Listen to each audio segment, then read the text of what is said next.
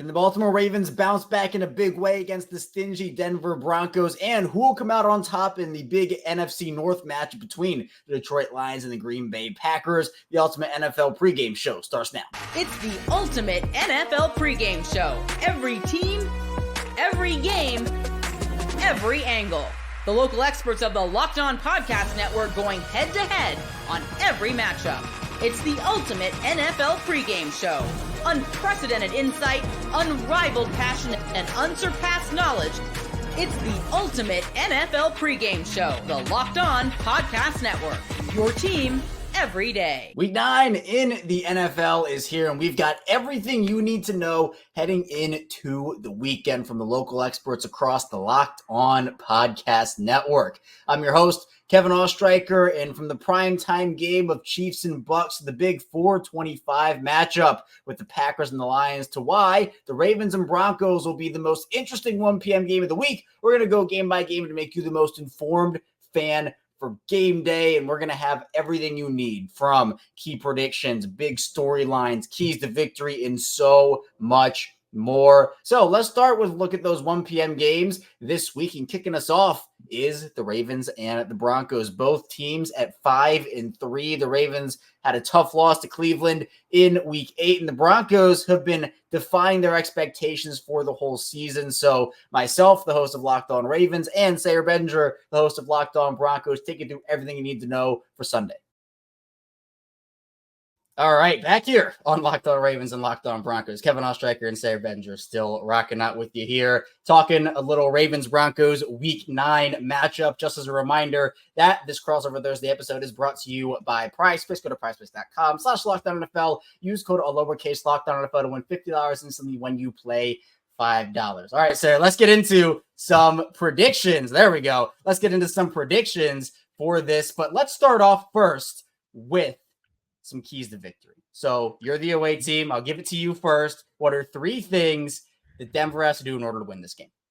Well, number one, and it's a key every single game for the Denver Broncos, is find a way to make the opposing quarterback's life miserable. And that, like you said earlier, going to be very difficult to do against Lamar Jackson, bordering on impossible given his skill set, but maybe not if he's hurt going into this game. We'll see, but still a tough task nonetheless, because 75% of Lamar Jackson is probably more athletic and a crazier playmaker than the Broncos will see all year at the quarterback position. So number one is try to make the opposing quarterback's life miserable. In this case, you're trying to do it against just a guy who's probably about to win his 3rd MVP award, right? So that's the number one thing. Number two, your guys got to go make plays for the quarterback. Bo Nix had 4 total touchdowns against the Carolina Panthers, and still the Broncos left a number of huge plays out there on the field. 3 touchdowns dropped by receivers. So another couple of fumbles last week. Can't have that, and that leads to key number 3. Do not make mistakes. Do not turn the ball over. Don't be fumbling the ball trying to gain extra yards. Don't be losing the football when you're getting pressured from behind. If you're Bo Nix, take care of the football. Let this be at least a 1-possession game going into late in the 4th quarter and give yourself a chance to win. Don't let the Ravens, put their foot on the gas from the very early portion of this game and not look like you belong. The Broncos need to look like they belong in this kind of a game, Kevin, because ultimately since Super Bowl 50, they really haven't belonged in games like this. Yeah, and I think for a Denver team, I like your analogy of playing with house money, and it's not saying that Denver, everyone's they're just a fun little team and, they're really not this. No, they're a good team. This is a good Denver team that is exceeding all expectations this season. But I like that Denver plays free, and at least it looks like they've been doing that for the majority of the season. On the Baltimore side of things, I think there is a little bit of pressure because of the expectations that they have and the way that they lost to the Browns. So the first thing for the Ravens is just do the little things. Do the little things. And by that, I mean, obviously catch interceptions or just passes when they are in your hands. Penalties have been an issue for the Ravens throughout the majority of the season. And that's another thing where a big penalty can absolutely stall out a drive. And we've seen that multiple times for the Ravens this season. It has cost them in big moments. And again, it's almost like they beat themselves in a lot of different games. They certainly did it on Sunday against Cleveland. Not that Cleveland didn't go out there and play hard and do enough to win. They obviously did. But the Ravens made mistake after mistake after mistake. So if you do the little things, mistakes are less likely to come to you. And so that's the first thing for the Ravens. Number two, I would say don't go too far away from who you are. I know that a lot of Ravens fans are upset with the way that Derrick Henry was utilized on Sunday, only 11 carries in that Week 8 game against Cleveland. Cleveland was stacking up the box and making sure that if the Ravens did run with Derrick Henry, it was going to be a lot more difficult. But if you are shown that looks, something that Baltimore did against the Commanders, for example, is the Commanders sold out everything to stop that run. And Baltimore used play action so perfectly in that game, because if you're going to put 7 or 8 in the box, you just use play action, draw those guys in, and then you can plop it over their heads to the tight ends. You can go one-on-one with the wide receivers. So we saw against Cleveland, Todd Monken got super cute with the offense. 4th and 1 early. You have Lamar Jackson and Derrick Henry. You put Lamar Jackson out wide and have Derrick Henry run a wildcat play. That just takes away the element of Lamar Jackson, because you always have to account for him. And on that play, Cleveland didn't. You have a 3rd and 1 in a key moment in the game, and you put your 3rd string tight end, Charlie Kohler, under center, and all of a sudden it's like, oh, okay. And then he false starts, and it's 3rd and 6 all of a sudden. So just stick to what you are and stick to what you know has gotten you there. That's number 2. Don't get too cute with the entire thing. And then finally, how the Ravens are going to win this game is their defense has to bounce back, particularly the pass rush and the secondary. It's as simple as that. You have to get pressure on Bo Nix, make him uncomfortable, speed up that internal clock for a young player. That will help the Ravens force turnover-worthy throws. Now, will they actually be turnovers? We will see. The Ravens apparently had all their defensive backs after practice on Wednesday at the Jugs machine. They were putting in extra work, rightfully so, after the display we saw against the Browns. But man, this feels like a game with Denver's defense and Baltimore's offense. Like, that's the matchup I'm just so looking forward to. It's, it's like the immovable object you got, and then you got the unstoppable force. Like, which one is going to come out on top between those two? I'm super pumped for it. And I think this game, Sayer, could be one that comes down to the wire and might be a bit better of a game than some people are thinking it could be right now. Yeah, what's the line on this game? 9.5 points as far as I last saw on FanDuel. So that's the biggest spread of the week out of any of the games, which is kind of crazy to me, because I believe the Jaguars go to Philadelphia as well. So the Broncos are not getting any respect after their month of October, but that's okay. I think that they're a team that really has to prove it, especially against a team like Baltimore that, like, you know what? This is a Ravens team coming off of a loss. I'm sitting there all Sunday like, please don't lose this game. I do not want the Ravens coming off of a loss. You want to be the team that, beats them. And because this is not a team that loses 2 in a row very often. I know we saw it early this year, but it felt way more like an outlier than anything else. I just think for the Broncos, proving that you belong in a game like this is critical. Even win or lose, this is a game that you come in, you go to Baltimore with a rookie quarterback. Sean Payton is obviously very experienced in games like this. The coaching staff is veteran laden. These guys know what they're doing. Can these young players go out and execute, or will the moment be too big for them? Can they prove that they belong in games like this in January, hopefully this year, as the Broncos currently the 5th seed in the AFC, but a lot at stake here, obviously, against a team in the Ravens that's also competing right now for one of those top seeds in the AFC as well. Yeah. Is Tyler Beatty coming back this week? Do you know? No word on Tyler Bidet now, apparently, which Bidet. We all found that out in his breakout game against the Buccaneers. We found out that he pronounces it Bidet now. But he wasn't. There was no report as of Wednesday's practice of whether or not he was coming back. So he should be eligible. But it was a pretty scary injury that he suffered against the New York Jets. So I wouldn't be shocked, especially with the Broncos having their top 3 of Javonte Williams, Jaleel McLaughlin, Audric Estime's out there. I wouldn't be surprised if Bidet gets another week or 2.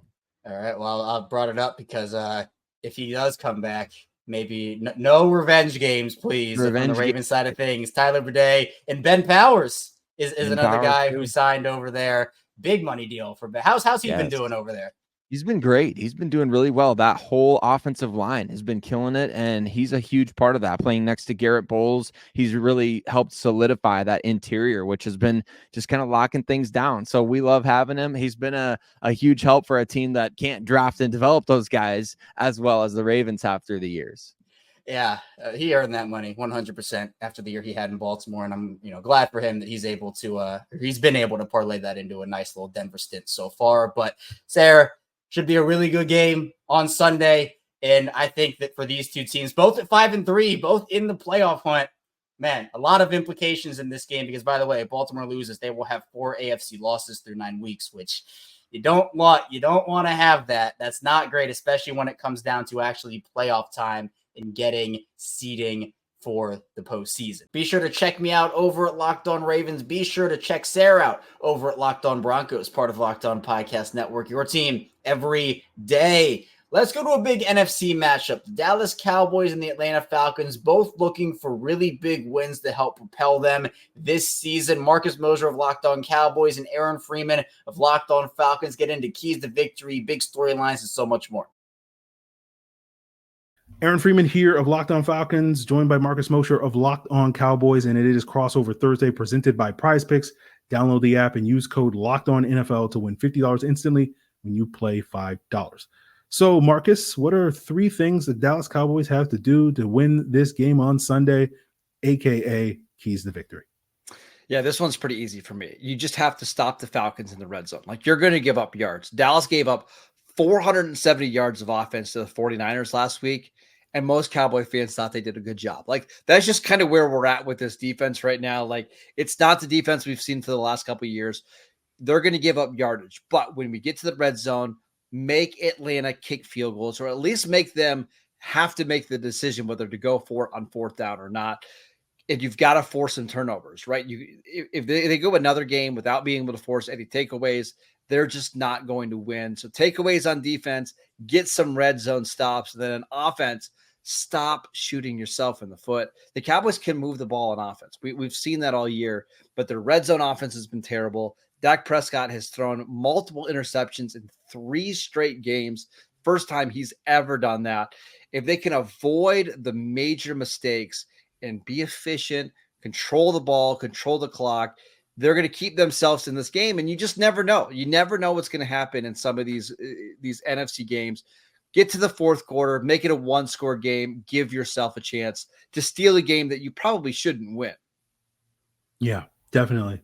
And I think with the Falcons, you look at sort of their 3 keys to victory. I think number 1, you don't want Dallas to have a get-right game. Number 2, you just want to run the football as effectively as other teams have done against this Cowboys defense. And, you know, piggybacking on the point you made is win the turnover battle, right? And when I talk about getting right, don't let Dallas get right? Cowboys 32nd in the NFL in rushing the offense. They're 31st in the NFL in red zone offense, right? And the Falcons are historically known for being that get right team where it's like whatever issues you're dealing with, you can do it against the Atlanta Falcons. And this year hasn't been too different. Their red zone defense isn't particularly good. Their rushing defense isn't particularly good. So don't let Dallas get into a groove and have that type of game that we're talking about that they haven't necessarily been able to have. And then just break their will with the Falcons' own run game, right? I know some of these stats can be a little misleading because teams tend to run the football more when they're up in games. But under Mike McCarthy, when teams run for over 140 yards against the Cowboys are 5-15. I think they've lost 11 straight times when teams have hit that benchmark. So let's make it 12 if the Atlanta Falcons are doing what they're able to do. And then, of course, win the turnover battle. I think turnovers are going to be key in this game because guess which 2 quarterbacks lead the NFL, according to PFF, in turnover-worthy passes or turnover-worthy plays this year. It's Dak Prescott and Kirk Cousins. So there's going to be probably a little bit of chaos. There's probably going to be a back-and-forth game. It's probably going to come down, as you say, to, you know, some of these closing minutes and something wonky could happen. 7 out of the Falcons' 8 games this year have been 1-score games, basically midway through the 4th quarter. And so that's a razor-thin margin for error. The Falcons have been able to finish the majority of those games, but you never know. And a turnover here or there can put you behind the 8 ball in these situations. And so that could be critical to winning this game in what is probably going to be a closer game than Falcon fans would want. But as you say, like, that plays, I think, potentially to the strengths of the Cowboys to potentially steal one. Yeah, and look for the 3rd quarter to be the deciding quarter in this one. No team in the NFL has been worse in the 3rd quarter than the Dallas Cowboys. They just can't get their offense right after halftime.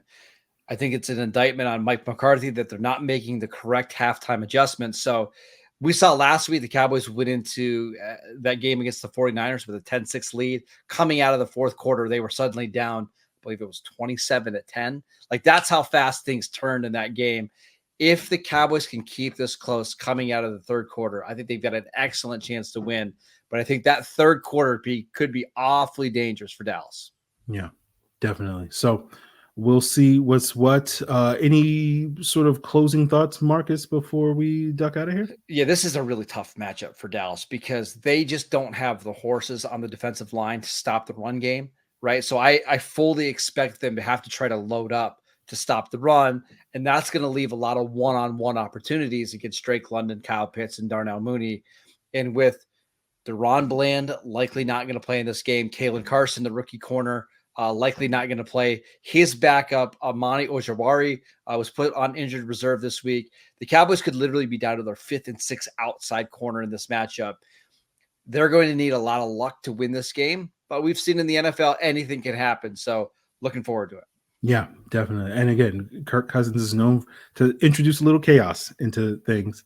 So, that may go in Dallas's favor. So we'll see if the Falcons can build off of their success. We'll see if the Cowboys can rebound off of some recent struggles in this matchup. Again, I think it's going to be a fun matchup. Cowboys and Falcons has sneaky potential to be a really, really good 1 p.m. game. So for more on Marcus, check him out over at Locked On Cowboys. And for more on Aaron, check him out over at Locked On Falcons, part of the Locked On Podcast Network, your team every day. The Miami Dolphins got Tua Tagovailoa back last week, and their offense looked better than what it did without him. They're going to be facing off against the Buffalo Bills, who are looking to lengthen their AFC East lead. So we got Kyle Krabs of Locked On Dolphins and Joe Marino of Locked On Bills taking it through all the things you need to know leading up to game time. Crossover Thursday is presented by PrizePicks. Download the app and use code LOCKEDONNFL to win $50 instantly when you play $5. I'm Joe Marino, host of Locked On Bills, joined by Kyle Krabs, the host of Locked On Dolphins. And it's time to talk keys to victory for both sides of this game. Kyle, for Miami to come to Orchard Park and get an upset. I was going to say, you don't got to be shy about it. I mean, they haven't won in Orchard Park, I think, since, 16 was the last time they won up there? I don't remember it. I think it was the Ajayi week 16. Oh, boy. Rumbling. Overtime game with all the field goals in the final minute to send it to overtime, and then Ajayi rips the long run off in overtime. I think that's the last time Miami won up there. It'd been a minute. Man, you're not wrong. It has been a while. Boy. Yeah, it's been a while. It's not. I'm searching for it right now. You're right. You're exactly right. It was 34-31 Dolphins in December, just Christmas Eve in 2016. That's the last time. Yeah. So for the Dolphins to do that, the things that have kind of been Mike McDaniel tendencies need to not be Mike McDaniel tendencies. I think that's the biggest thing. Anytime Mike gets into a game script where he feels like he has to score 30 points to win the game, caution goes to the wind. We're going for it on 4th down in moments when we shouldn't go for it on 4th down. We're getting overly aggressive. We're getting overly complicated with some of the calls and the time in which it takes to get the calls in. And you don't have to look any further than 4th down and red zone for this team this year has already been hard enough. They're 2 of 15 on 4th down this year. That's a 13% conversion rate.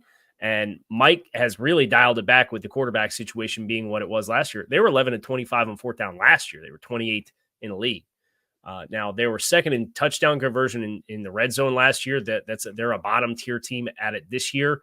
And those things popped up against Arizona. You get down inside the 15-yard line with 1 minute and 6 seconds left to run a play to get down inside the 10-yard line.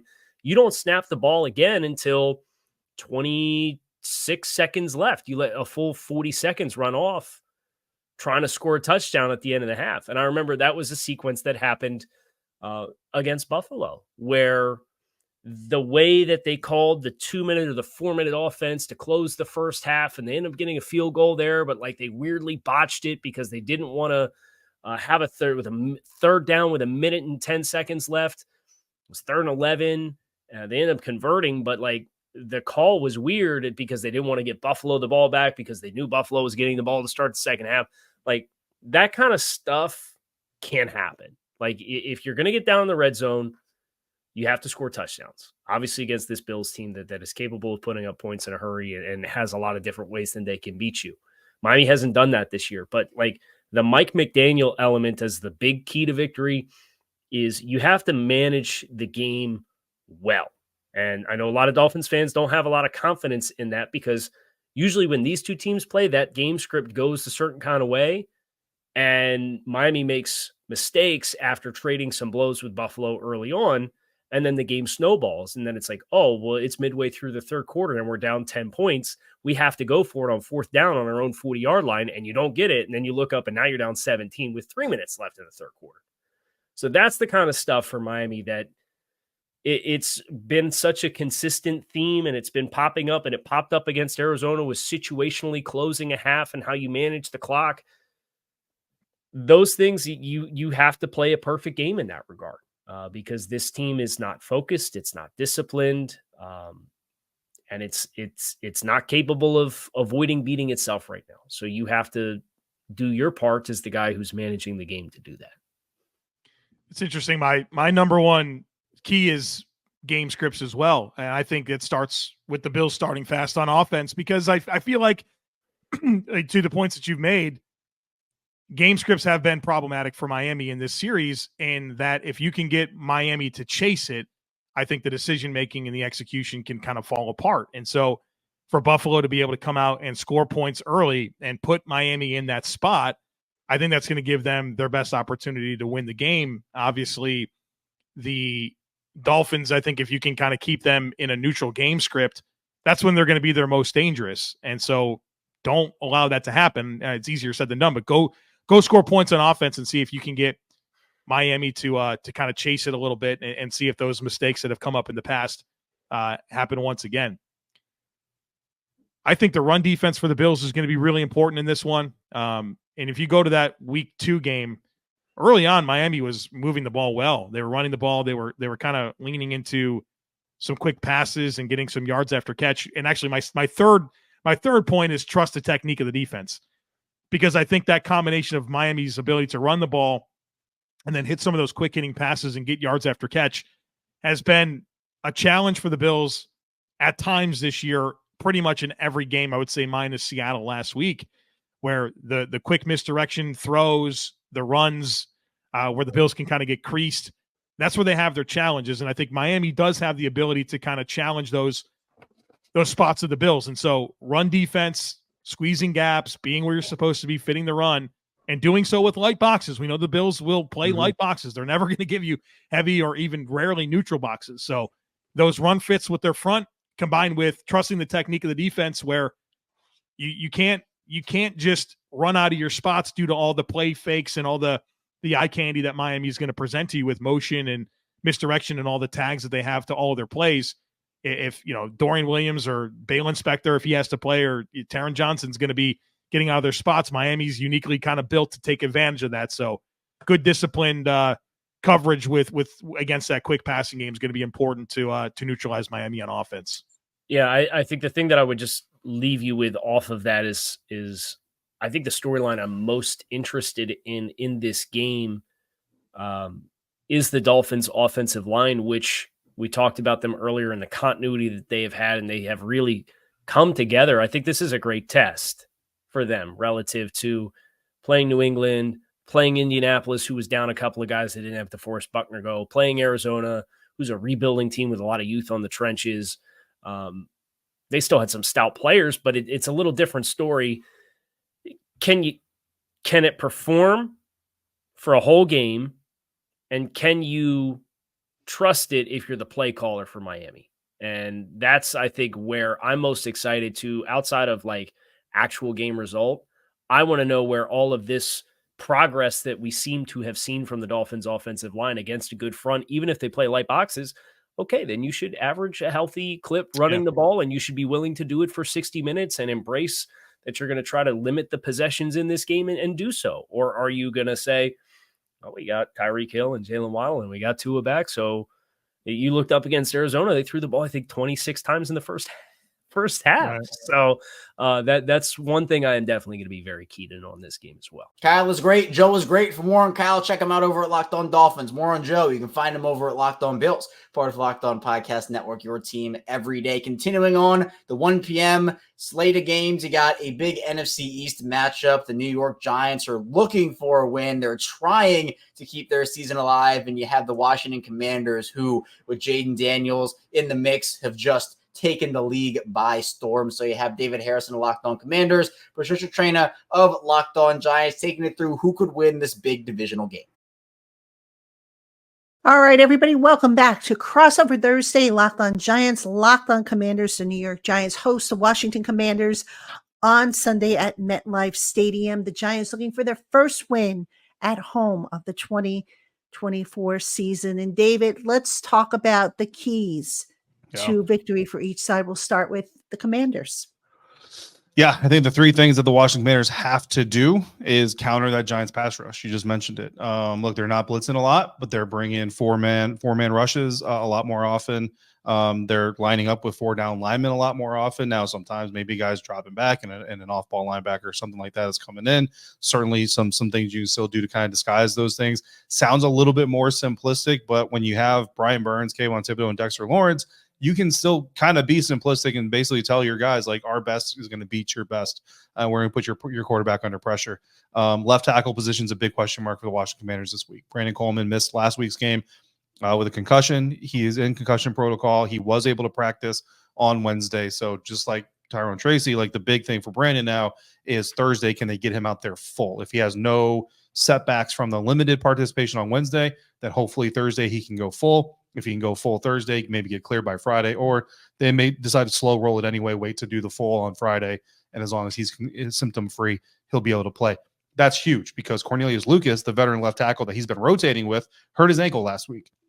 He didn't practice at all Wednesday. I don't think he's going to be available this weekend. So if Brandon can't clear concussion protocol, which there's nothing he can physically do about it himself, just to be clear, and Cornelius Lucas can't come back from that ankle, then you're looking at Trent Scott. And I'm a big fan of Trent Scott, but he's your third left tackle for a reason. And your third left tackle on the right side of the Giants defense is not going to be a good thing for Jaden Daniels or anybody involved. So definitely want to keep an eye on that left tackle position if you're a Giants fan. Second thing, they got to find the end zone. We all remember it. 7 field goals. Fortunately, it got the win last time. You can't try to do that again. They tried to do it against the Chicago Bears and darn near got bit for it, right? You can't do that again. We can disrespect the New York Giants on the outside all we want. You're not going to beat the New York Giants 2 games in a row, I don't think, only kicking field goals. That would be something that I don't think the NFL's ever seen. Then you got to contain explosive plays. I'm going to go deeper in this on my Friday episode for Commanders fans. But bottom line is the New York Giants are the second lowest scoring team this season, but they're 11th in time of possession. So what that tells me is the Giants will actually run a lot of plays and mess up their own drives. They're essentially not going to get into scoring range, or they're not going to get into the end zone at least, and they'll put up just field goals. So as long as you're answering those with touchdowns, you're going to be fine. Part of that reason is because of how much they run, despite the fact that they're trailing by as much as they are, despite the fact that they're losing as many games as they are, they actually only trail opponent rush attempts by 2. They're running the ball nearly as much as their opponents while they're losing the large majority of their game. Typically, you expect to see a much higher pass ratio from those teams. Now, part of that is Daniel Jones, 5th most rush attempts this year by a quarterback. So that certainly plays into this. But even with Daniel Jones, you would expect that rush margin to be much different. So it just kind of shows that this Giants offense is one that if you don't let them score, the number that I've put down is if you don't let them score in fewer than 8 plays on a drive consistently, you will be in position to outscore them at the end of the game. All right, sounds good. Now, the Giants this week will have a healthy kicker, fingers crossed, which they did not have. There you go. When they met the Commanders back in week 2. But for the New York Giants, key number 1, they have to get pressure on Jaden Daniels. As I mentioned before, Jaden Daniels has only been under pressure 36.7% of his dropbacks. The Giants lead the league in quarterback pressures. They lead the league in sacks. They got to get some of those. And against, a compromised Commanders offensive line, there is no reason why they can't at least get some more pressure than what Daniels has experienced. The second thing, and I mentioned this also at the top of the program, but I'll mention it again. They've got to stop the run. The Commanders have, I think, the third best rushing offense. The Giants' run defense has been terrible. It has been absolutely terrible. They've been gouged. And I think it's like 3 or 4 weeks now in a row that they have given up over 100 yards. Twice this season, they've given over 200 yards on the ground. We all know that with the Commanders, I think averaging over 5.6 yards per game. That creates a lot of short yardage situations. So you cannot give the Commanders options on second down, on third down by letting them, run crazy. So that's got to be a priority. And then the other thing, my audience is probably going to say, here she goes again with the Daniel Jones hate. But folks, it's true. Daniel Jones has got to start playing above the X's and O's. We all saw it on Monday night. Daniel Jones throws with no anticipation. Daniel Jones, in the big moments of that game against the Steelers, he had 2 opportunities to rise above, put the team on his shoulders and carry them over the finish line, and he didn't. Yeah. And, you just can't have that kind of play week in and week out. At some point, the quarterback has to rise to the occasion. And unfortunately, he just hasn't been able to do that. Now, I don't know if it's because, he's nursing something that they're not telling us. I don't know if it's a lack of confidence. I don't know what it is, but it's quite frustrating when you watch him play quarterback and then you see some of these other young quarterbacks around the league or these more established quarterbacks and you say, gosh, wouldn't it be nice to have that? So, the Giants got to get better quarterback play. And then I'll mention one last thing, if I could. Get turnovers if you're the Giants defense. The Giants, I think they have 1 interception this year, which is crazy if you think about it. Look, special teams is not flipping the field for the Giants, not giving them advantageous starting field possession. So why not get some turnovers? Get a forced fumble that you recover, get an interception, give the struggling offense a shorter field on which to work. And who knows, maybe that'll be just the kickstart that they need to get on some kind of a scoring run and play better than they have. Because if you ask the Giants to drive all the way down the field, they can go, they're fine in between the 20s, but the red zone, longer fields, that's where the Giants fall apart and they need to get better production, especially if they get down in that red zone. Yeah, I mean, I found a play, I think it was against Cleveland Browns, I think, if I'm correct, but they started on the opponent 30. So they're at the plus 30 when they get the ball. 8 plays later, kicking a field goal. You can't do that. You can't do that in the NFL. You can't do that in the NFL.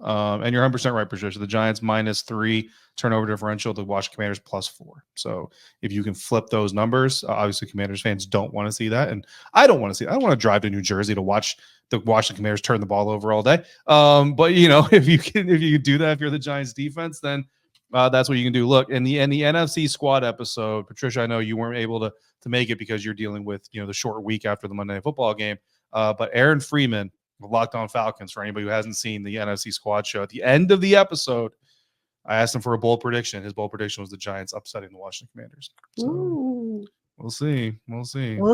I mean, look, in the past, the Giants have had Washington's number. I don't think Washington. Oh, yeah. I think the last time Washington swept the season series was, I want to say, 2021. But for the most part, the Giants have had success against Washington. Then again, this is not your grandfather's Washington Commanders team. This is a much, much better team with a better quarterback, better coaching, just all around better.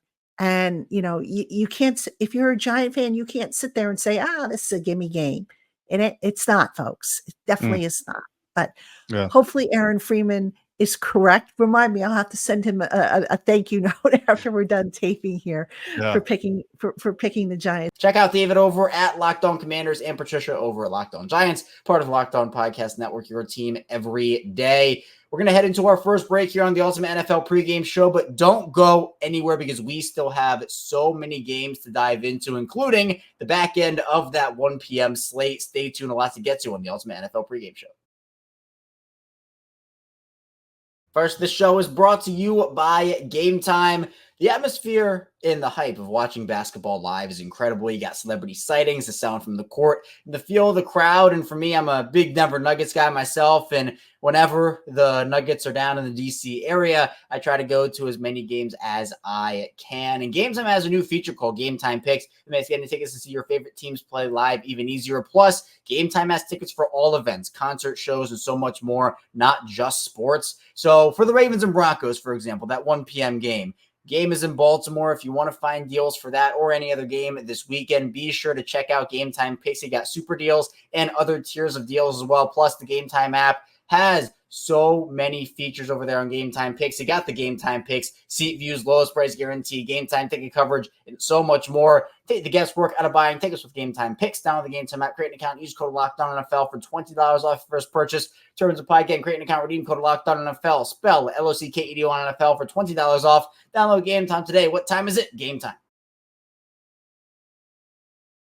We're back here. There's our second segment of the Ultimate NFL pregame show. Kevin Ostreicher is still here with you, getting you ready for all of the Week 9 action. We already had one game that is now in the books. The Houston Texans fall to the New York Jets. The Jets get their first win in the Davante Adams era on Thursday night. But let's continue on with the 1 p.m. slate of games. And you got the Cincinnati Bengals hosting the Las Vegas Raiders. Cincinnati trying to keep their season alive. Joe Burrow certainly believes it's possible. They're going to have to go up against a Las Vegas team that isn't playing great football right now, but any given Sunday. So you got Jake Lisco of Locked On Bengals, your boy Q of Locked On Raiders, taking you through the key storylines, key matchups, and more heading into Sunday's action. All right, Q, let's talk about some of the specific matchups that need to go one team's way for them to come out on top. When I look at the Raiders, I have mentioned the players that I'm aware of that I think are threats: Max Crosby, Brock Bowers. How does this game have to go for the Raiders to come out of Cincinnati with a win?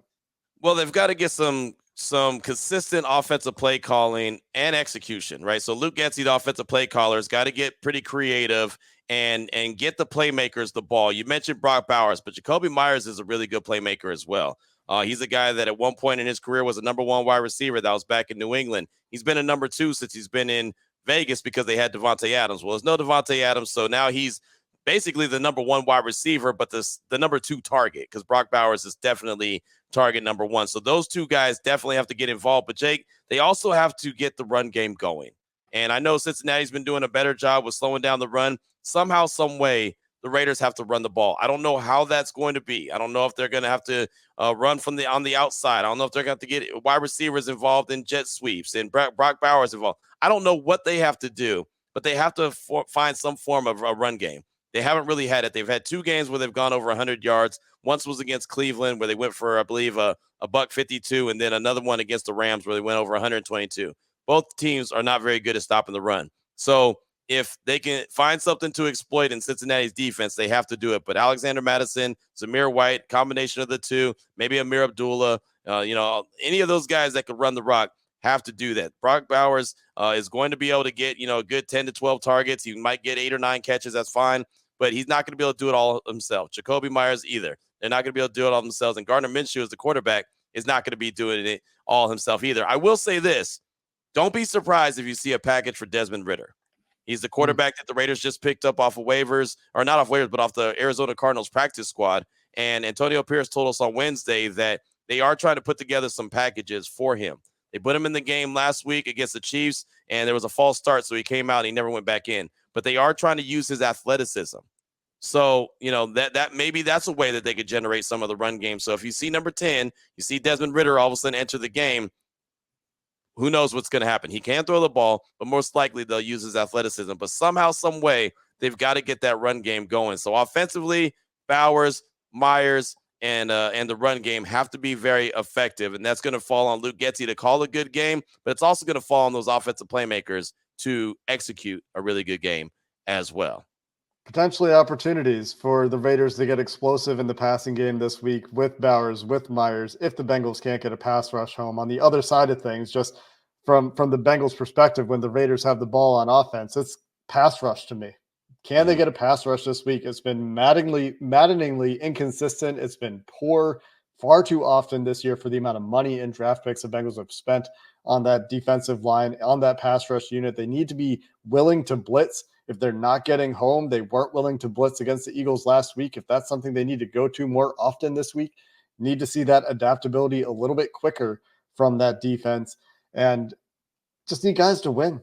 It's pretty simple. I did have one follow-up question, though. Have you seen a Brock Bowers carry this year yet? Because that was something that was fun to see when they went to it on occasion at Georgia. Yeah, no, haven't seen it yet. Haven't seen it. Seen him lined up in the backfield once. Saw it a couple times in preseason. Haven't seen it in the regular season yet.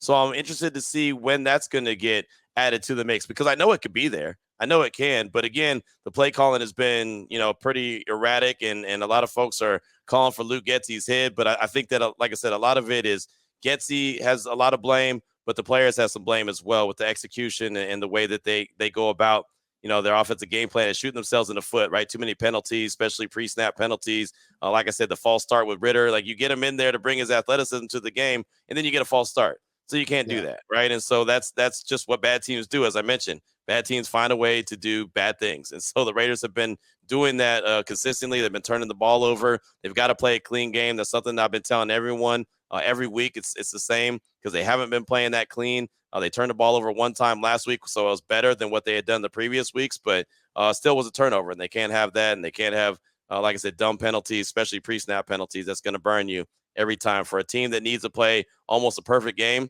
they can't have those penalties, can't have those turnovers, and they've got to get creative offensively. What else is it that Cincinnati needs to do, or needs to stay away from doing, I should say, to find a way to win this game?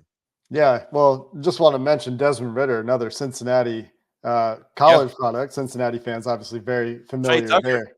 He came from Cincinnati as well. Trey Tucker. Also, we've got a DJ Turner on offensive receiver and a DJ Turner on defensive corner, and gonna see some DJ Turner on DJ Turner crime in this game potentially. We'll see if we get that matchup. For the Bengals, he's playing mostly outside. It looks like the Raiders, DJ Turner, mostly playing in the slot. So we may or may not see that one. But yeah, I mean, you're talking about a team that's been turnover prone, mistake prone in the Raiders. I'm looking for the defense to make plays, whether that's in the pass rush, which again, I'm desperately looking for every week from this team, or for just somebody else to make plays on the football. They've had a knack in the past in previous iterations of Bengals defenses to make the big play when they need it. They haven't gotten that enough this year. But on the offensive side of the ball, can they win without T. Higgins if they can't get T. Higgins back this week? If they're trying to make sure T's ready to go for the Thursday night game the Bengals have coming up after this regular Sunday game, where they have to go on the road to play Baltimore on a short week, and they are desperate to win that game to get back into the division, potentially get back to 500, trying to get closer to the top of what they see in the AFC North. Well, you got to get through a game without T. Higgins. And to do that, you're going to need to be able to block well. You're going to need to be able to handle Max Crosby. That's going to be largely Amarius Mims, the rookie first-round pick on the right side, dealing with Crosby coming off the defense's left. And can they get more Jermaine Burton action in there this week and find a way to get him the ball? Because for a third-round pick with tremendous talent and had some character issues, as in the words of his own mentor, TJ Hushmanzada, had his own issues, and it's been his own fault a little bit that he hasn't gotten on the field some. At the same time, to me, it's on this coaching staff to also get everybody ready to play better. And when you have a playmaker with the ability that Burton has shown in terms of the cutting ability, the route running understanding, if he can understand the playbook well enough to just do what he needs to do on a play-to-play basis, the Bengals can unlock something there, even without T. Higgins. So while certainly the focus should be on Jamar Chase and Joe Burrow in this game, I expect those guys to continue to play well. The complementary pieces, Andre Yosevach, who hasn't done enough in the role he's had this year as wide receiver 3, the Tyler Boyd heir apparent, the running game in general, which has really been hampered by poor run blocking, Mike Gesicki, Jermaine Burton, these other pieces will need to emerge. And they'll need to find something consistent there to go along with Jamar Chase and when he gets back, T. Higgins. So talking about playmaking on defense, if the opportunities are theirs, you're talking about the Raiders giving teams those opportunities this year. And on offense, consistency is really it, because Joe Burrow is playing at a really high level this year. Everything around him, outside of Jamar Chase, I would say, has largely been too much of a letdown too often. And it's not everything, obviously. I'm hyperbolizing a little bit there, but it's been a disappointing season to watch when they're getting that level of play from Burrow. And that was a question in the preseason that has largely been answered in the affirmative as to Joe Burrow continuing to play at a high level. There you go. There you go. Sounds like a good breakdown. Sounds like it should be an interesting game to see what team can do what they have to do, right, to get out of their own way. And obviously, the Raiders are going to have to try to slow down Joe Burrow and Jamar Chase. That's going to be that 1-2 punch. I'm interested to see. There's a really good matchup to look for. And I mentioned Ja'Cory Bennett earlier. How often is Ja'Cory Bennett going to be matched up with Jamar Chase? That's good on good right there, right? I mean, and Jamar is fantastic. One of the best wide receivers in the league. There's no doubt about that. And obviously, Burrow can get him the ball early and often. Want to see how much they get, tagged up and teamed up against each other, right? One-on-one, and see how the Raiders also defend that. What's the safety play look like? I'm sure there's going to be a lot of attention on Mr. Chase because, well, there should be. But Ja'Cory Bennett's been holding his own, so that's one of those matchups that I'm definitely paying attention to. Be sure to check out Jake over at Locked On Bengals and Q over at Locked On Raiders, part of Locked On Podcast Network, your team every day. Chargers and Browns is where we are going next. The Browns pulled off an impressive win over the Baltimore Ravens in Week 8, and the Chargers looking to pick up a big win to continue momentum and keep their good first year under Jim Harbaugh going. David Drogemeyer of Locked On Chargers, Jeff Lloyd of Locked On Browns. Get you ready for game time. Crossover Thursday presented by the Locked On Podcast Network. Locked On Browns, Locked On Chargers. Your host, Jeff Lloyd. Your host, David Drogemeyer. Big one Sunday. Browns trying to get to that illicit third win, go into the bye week. We'll see what goes on there as far as trade deadline. Will the Browns make a move? Ironically enough, Tuesday, November 5th. There'll be a lot going on in this country, but at least for 32 of us here at the Locked On Podcast Network, our eyes will be somewhere else as well. David, though, look, this is a team that's been playing well. A team with good defense usually travels. The opportunity to get to 5-3 has to be really, really appealing with the Chargers. Maybe understanding you're not going to catch the Kansas City Chiefs, but you want to maybe get to where hopefully you can get some separation. It's going to be tight between certainly the Chargers and the Broncos. Maybe we can help you guys out in a few weeks when we head out to Denver. But some keys to the game for the Los Angeles Chargers, David. Yeah, so the three keys for me in this game, if the Chargers want to come off with a victory, number one, Justin Herbert has to stay hot. Number two, win on third downs. And three, the rookies have to continue to keep playing high-quality football. So Justin Herbert, the last 2 weeks, Justin Herbert has been one of the hottest quarterbacks in the NFL, but they've gone 1-1 over that stretch. Back-to-back games, over 300 yards of total offense.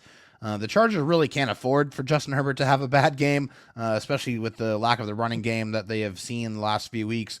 Offensively, he's a type of quarterback that elevates the talent around him, and very much like Jameis Winston, if you are open, the Chargers and Justin Herbert will get you the football. He does not care who you are, where you got picked, or when you got signed. That does not matter to Justin Herbert whatsoever. Win on third downs. If the Chargers win on third downs on both sides, they're going to win the game. They held the Saints to 2 for 16 on third down last week. That's 12.5% success rate. Offensively, they have only converted 25% of the time on third down. So that's got to get better. So you win on third down on both sides, you got a good chance to win the game. And then the rookies playing well. The Chargers have a lot of rookies that are playing a lot of very crucial, important parts for the offense. Joe Alt played one of his best games of the year last week, giving up 0 pressures in the entire football game. Now he has to go up against the boogie monster in Myles Garrett. So that's going to be a very, very big matchup to watch. Ladd McConkey's been the wide receiver 1 for this team. He's been fantastic. Good chance that the Chargers are also going to be starting a couple of rookie cornerbacks in Cam Hart and Tarheeb Still, who have played fantastic football up to this point. So Chargers have a lot of rookies that have been highly involved on both sides of the ball. If the Chargers want to win, those rookies need to continue to play high-quality football. For the Browns, I'm going to start here. Look, I believe it's 4.8 yards per carry, the Chargers. The one thing they're not necessarily that great at is defending the run. Look, the Browns' offensive line is playing better. This will be Nick Chubb's third game back. There were a couple of spots, had a 15-yard run on Sunday. There were a couple of spots where you said, you know what, he's almost there. He's almost there. Well, you see a team who's giving up 4.8 yards per carry. Maybe there's an opportunity for the Browns to do some damage here in this run game. I'm not going to lie. A guy like Ladd McConkey scares the living daylights out of me. I have watched guys like this just absolutely torture the Cleveland Browns for years upon years upon years. And knowing that there's a really good shot that Denzel Ward will not be a part of this party probably makes it even worse. So all eyes certainly on, I believe it's number 15. I always want to say 84, but that was college, of course, 15, Ladd McConkey, who's really, really coming on. The other one, and I'm going to say it like I said it last week. Look, it's not over your season isn't over. I mean, it'll be November then, That's but true. it is still early. You are not even at the halfway point. You need to show up. And even anybody who might be questioning about whether, they're going, you're going to do that. You got to look at guys like Nick Chubb. You got to look at guys like Myles Garrett, Joel Bitonio, now even Jameis Winston. Because even though you're 2-6, if you're not going out there giving 110%, you're going to hear it from these guys. Oh, yeah. So look, you, as much as 1-6 stunk and everybody felt bad about it, everybody carries the same amount of guilt. Everybody carries the same amount of, basically being involved, and you are part of it. Right. So you want to change right? it. Yeah. You want to carry it. You want to change it. The only way you can do it is 1 week at a time. And this team it's always been win the week, win the day, da. Well, that shouldn't change. You know what I'm saying? These lovely mantras that everybody has, we don't use them in good times. We certainly have to use them in bad times as well. So try and run the ball. Try to slow down Ladd McConkey, because he is the one that really, really gives me the fear here. And the other thing is continue to play for each other. It is, 53 is one. That is the way it should be. And, I think this team, it was really surprising last week that it came to this. And it was surprising because it was the Ravens. And the Ravens had just come off a Monday Night Football and basically beat the living daylights out of the Tampa Bay Buccaneers. Yeah. But you start to got the thing of, all right, we're going to stick around if you're going to show us some heart. If you're going to show us you care and show us some effort, we're good. We're all going to be here. Browns fans ain't going anywhere ever. They're just not like that. They're very loyal. As loyal can be. Yeah. So, but it should be a good one on Sunday, 1:00, Cleveland Browns Stadium. Chargers come in, Cleveland Browns. If you're looking to your FanDuel lines, like I said, right now is about 2.5. My guess, it probably would go a little bit closer to maybe the Chargers favor a little bit more, because JOK is going to be out. There's probably going to be no Denzel Ward. So you want to put your wagers, you know what you're working with. Put together a PrizePicks lineup. I will highly suggest putting Ladd McConkey probably in that lineup if I were you guys. Big thanks to PrizePicks, obviously, for always sponsoring us here. David and Jeff are great. For more on David, you can check him out over at Locked On Chargers. Jeff, you can find over at Locked On Browns, part of the Locked On Podcast Network. Here, your team every single day. Saints and Panthers, two teams in the NFC South. The Panthers obviously looking to be in sell mode as the trade deadline approaches. Deontay Johnson already traded to the Baltimore Ravens, and the New Orleans Saints, after a scorching start, have definitely fallen back down to earth over recent weeks. So you got Julian Council of Locked On Panthers and Ross Jackson of Locked On Saints diving into who could maybe keep their season alive or just for good morale purposes here. Welcome back into Locked On Panthers, Locked On Saints. Crossover Thursdays presented by PrizePicks. Download the app and use code LOCKEDONNFL to win $50 instantly when you play $5. Looking at this matchup, we talked about it here just a moment ago there on FanDuel. 7.5-point favorites. The New Orleans Saints are, despite Derek Carr maybe not playing, maybe not having Marshawn Lattimore being severely banged up. But the Panthers have, been the Panthers so far this season. They have not played a single one-score game this season, Ross. And that is pretty surprising in the NFL, where literally every game is a one-score game for the most part. In Carolina, that has evaded them. They blew out the Raiders in week 3. Every other week, it's been them getting blown out. So we'll see what that looks like on Sunday. And I think that's a big reason why FanDuel, our sports betting partner over here on Locked On, decided that this is a 7.5-point game heading into Sunday's matchup. 3 things that the Saints must do. What are they, Ross? Yeah, I will say real quick, Derek Carr is going to play. He's going to be the starter. They marched him out in front of us. They had it, he talked to us at media and stuff like that. He's going to be out there. So the way that I look at it, with that being the case, because now I don't have to do the, keep the pressure off the quarterback kind of thing for the young guys. Derek Carr has got to be able to manage that. He's the 10+ year veteran. So for me, it's simple. You don't force turnover. You do force turnovers. You run the ball effectively, and don't sleep on the competition, right? Like, you cannot look at yourself, to start there. You cannot look at yourself as being massively better than the team across from you when you're 2-6 through 8 games, when you're on a 6-game losing streak for the first time since 2005. You have no room to do that. So for me, those are going to be the 3 things. We can dive into them a little bit more here in a sec, but force turnovers, run the ball effectively, don't sleep on the competition. Those are the big ones for me. Yeah, and Carolina had 2 turnovers on Sunday's game against Denver. There's only been 1 game so far this season where the Panthers have not turned the ball over. And, of course, that was the 1 game that they won. against the Raiders back in week 3. And Dave Canales talks all about that. You got to take care of the football. You got to be able to convert on third down, not give up explosives. Like those are some pillars to be able to win games in this league. And they've given up a lot of explosives. They have turned over a ton, and they've been getting killed in a turnover battle. Complimentary football. We hear that all the time. Yeah. Last week, that first drive was the first time all season long we've really seen it. The defense gets to stop, the little peanut punch by Shy Tuttle. Then the offense goes down 49 yards, gets a touchdown. First time the Panthers have scored a touchdown off a turnover so far this season. Then even after that, defensively, get a 3-and-out, get a sack of Bo Nix. Complimentary football. After that, touchdown for Denver, and it's right back to where we had seen things go in the previous week. So looking at Carolina as far as what they got to do to win this game, the 3 things I was able to whittle down, they got to open up the offense, man. Last week was pathetic after that opening drive. Anybody can script up an opening drive in the NFL who is worth anything. Like every coach can do it, and they did it last week, and it helped that they had a short field. But after that, there didn't seem to be a willingness to throw the ball down the field. They had a 3rd and 14, and every single route concept was short of the sticks. Like, oh boy, that sounds familiar. By a good 7-8 yards, wasn't even trying to convert on that play. Like, what is the point of that? Just punt the ball on third down then, if you don't want to even try to throw the ball down the field. And I get it. I've said this. Canales does not have belief in Bryce Young. If you don't have faith in the quarterback, then of course you're not going to want to throw the ball down the field and have any of those turnovers. At least try to do something more. And I brought up this example, and I had someone give me some pushback on social media, and I think it's right. I thought we had a good interaction, me and this listener. But, dude, Matt LaFleur is excellent at this. We saw Malik Willis. He was terrible. And I talk about building a game plan around Malik Willis' strengths. You looked at him play in Tennessee, you would think he doesn't have any strengths at all, but we did see what those were in those 2 games earlier this season when Green Bay won without Jordan Love. Now, this person said, what strengths does Bryce Young have? Well, he has strengths. Go accentuate whatever those are. You're the coach. You should know what they are more so than we should know, since you see him every single day, unless he doesn't have any at all.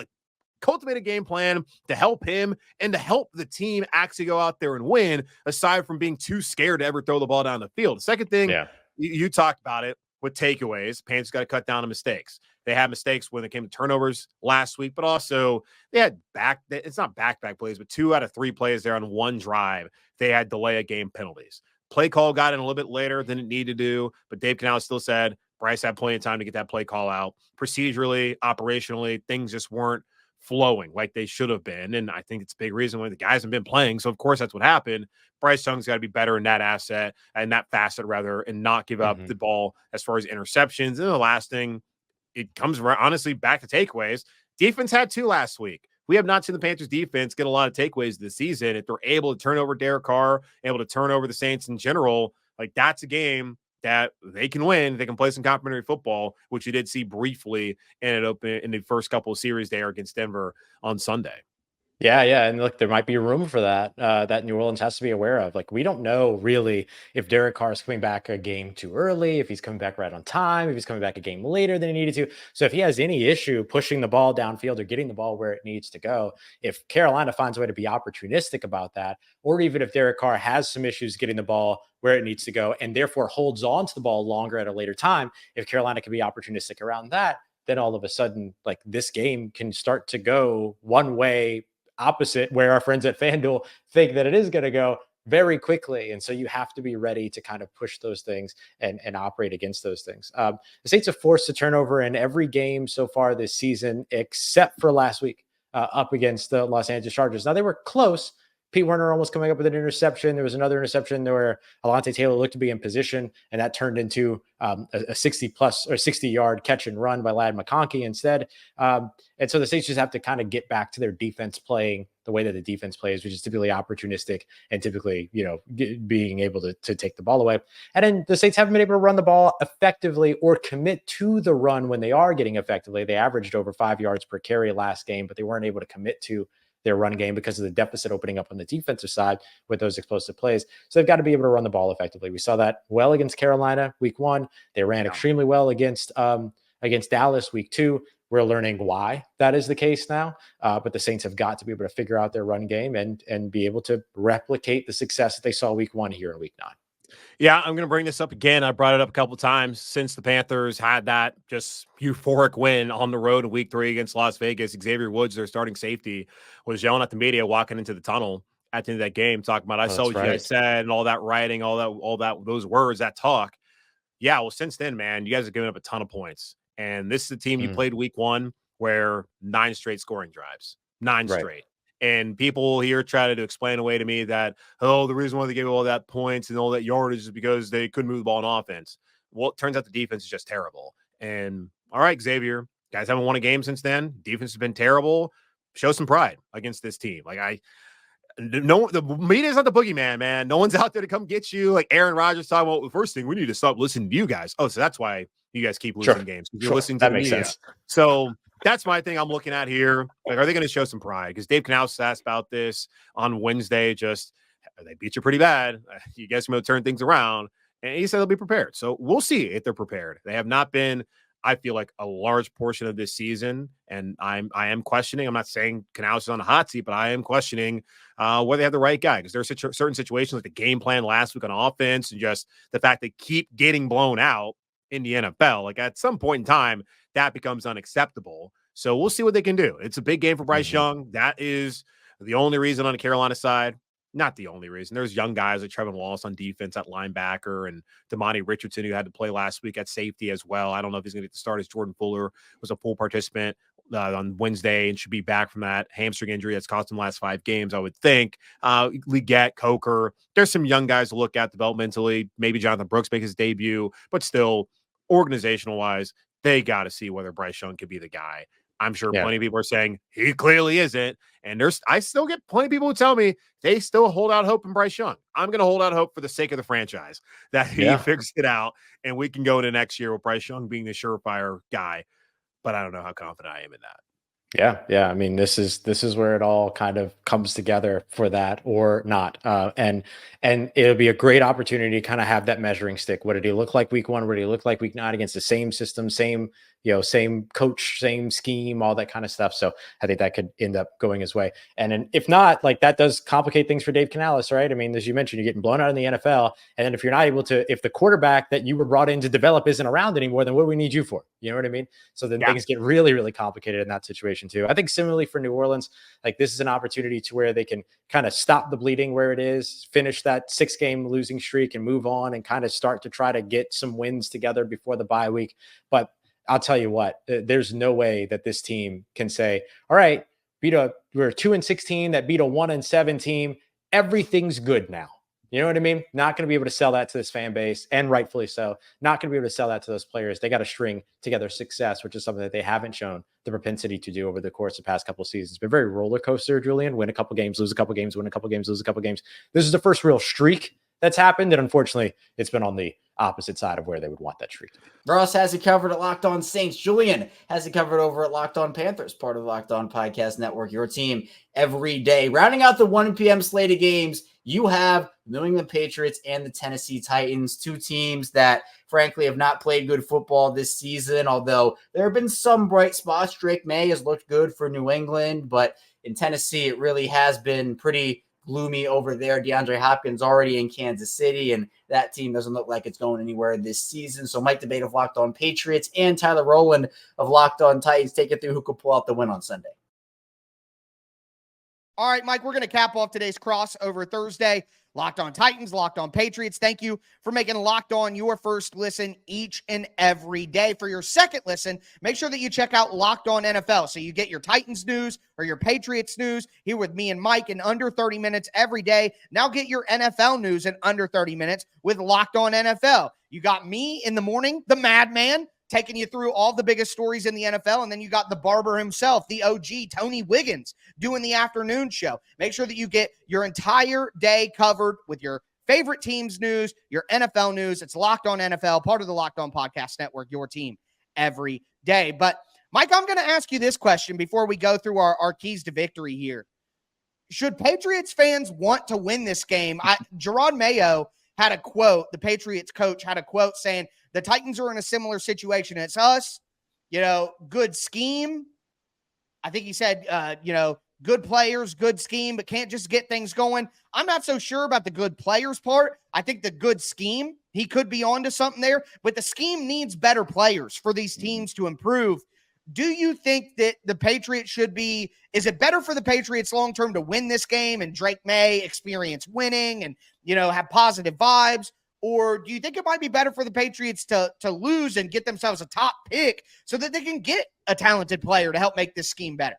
That's the $1 million question right now. I mean, Right. do you sell out now to get wins, to get experience, to get these players used to being able to take it to teams and get, a win like they did last week against the Jets?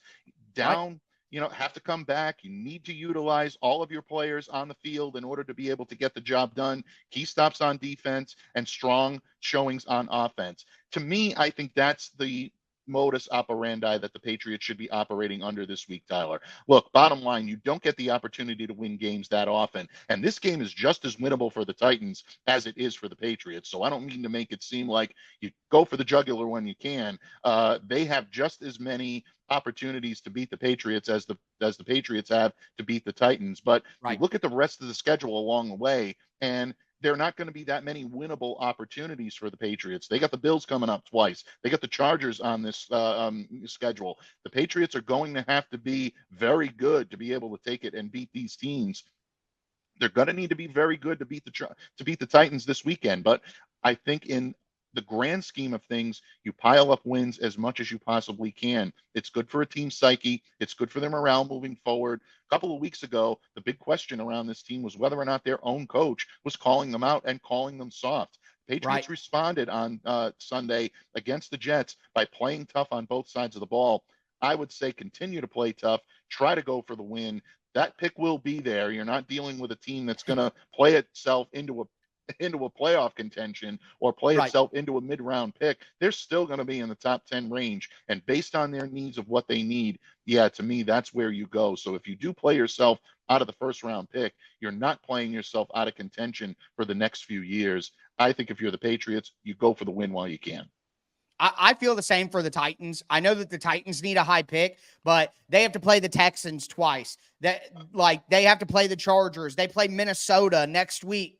The Titans aren't going to get so good that they hurt their draft stock. But after losing to Buffalo by 1 million and losing to Detroit by 1 billion, they need this for the locker room. And I don't think that one win against the Patriots is going to put the Titans in a position where they can't get the type of player that fans are hoping to get. So I think the Titans do need to, like you're saying, this is a winnable game for the Titans. I don't think that the Patriots are some pushover or the Titans are going to win, but they're going to have to play well to win the game. But this is at least a winnable game for the Titans. And I think for the Brian Callahan experience, the Titans really need to win this game. And to do that, my keys to victory are run the football, stop the run for the Patriots, and don't turn over the ball. I know that that's super cliche, super simple, but the Titans have not been able to do some of these easy things consistently. So run the football, stop the run, create turnovers. That's the end of the story. And if the Titans do that at home against a Patriots team that's at least in a similar price range, talent-wise, I think the Titans can win the game. Yeah, I agree with you. I think this is going to sound very cookie cutter, very cliched, but very similar, and I think very poignant. For the New England Patriots, if you're going to do that, yes, you have to effectively run the football. Ramondre Stevenson and Antonio Gibson need to be a huge part of how you run your offense, and that's going to allow either Jacoby Brissett to be able to manage the game, or it's going to allow Drake May to be able to maybe take some chances, like you said, downfield, but definitely utilize the middle part of that Titans defense in the middle part of the field in order to be able to make things happen and advance the ball. In order for the Patriots to win, they have to sell out to stop the run. The Pats last week had a big time, improvement from guys like Christian Ellis and Raekwon McMillan, who came up and helped this team get tackles and stop the run when they needed it. It was a one-man show for Devon Godshaw the last couple of weeks. It was nice to see him get some help. If that happens, it allows the secondary to set up and be able to defend against guys like Calvin Ridley and Tyler Boyd. So that's a big key for the New England Patriots, selling out, stopping the run, getting that Titans running game in check, and then you can go to work. And if you're the Patriots, you have to stop with the mindless penalties. You have to stop turning the ball over. They did not turn the ball over as much on Sunday against the Jets, and they've really been better about being more disciplined. You need to see that growth continue.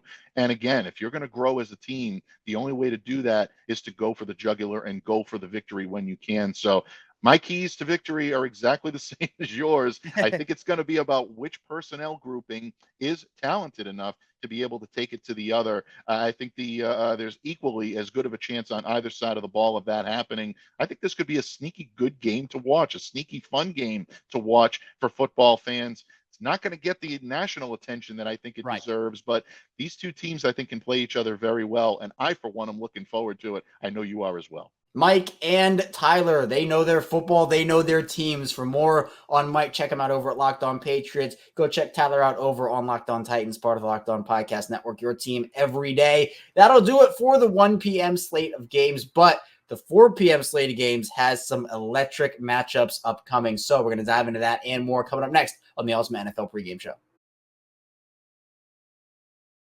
First, the show is brought to you by 5 Hour Energy. Our friends over at 5 Hour Energy know that being a passionate football fan isn't just a hobby, it's a way of life. It takes a lot of energy to power through all-day tailgates, touchdown celebrations, or an agonizing second overtime, which is why they've created the Stand the Fan 5 Hour Energy Shot with a special flavor called Fan Fuel, the energy shot made just for super fans like you, the fans who are first in the parking lot and who are last to leave. We see you. And for me, you know what gave me a bit of Ravens fan fuel this week? The moment when the Ravens acquired Deontay Johnson. I love trade season, and for the Ravens to make a move, it always just hits a little bit different. So 5 Hour Energy knows that no matter what team you root for, being a fan requires heart, soul, and a whole lot of energy. Whether you're prepping for the big tailgate or ironing your jersey, your game day to-do list is always a mile long. That's why limited edition Stand the Fan 5 Hour Energy Shot is here to help keep you fueled throughout the season. What's your fan fuel this week? Whatever it is, do it with a 5 Hour Energy. Available on 5hourenergy.com, shipped nationwide.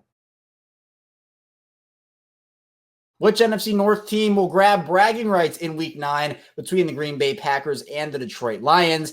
This is the Ultimate NFL Pregame Show. I am Kevin Ostreicher, and we're bringing you everything you need to know heading into Week 9's action. From keys to victory, key storylines, and so much more, we have you covered with the help of the local experts here on the Locked On Podcast Network, your team every day. Let's kick off with the Detroit Lions and Green Bay Packers going head-to-head in that 4 p.m. window. Peter Bukowski of Locked On Packers, Matt Derry of Locked On Lions, take you through everything you need to know heading into Sunday.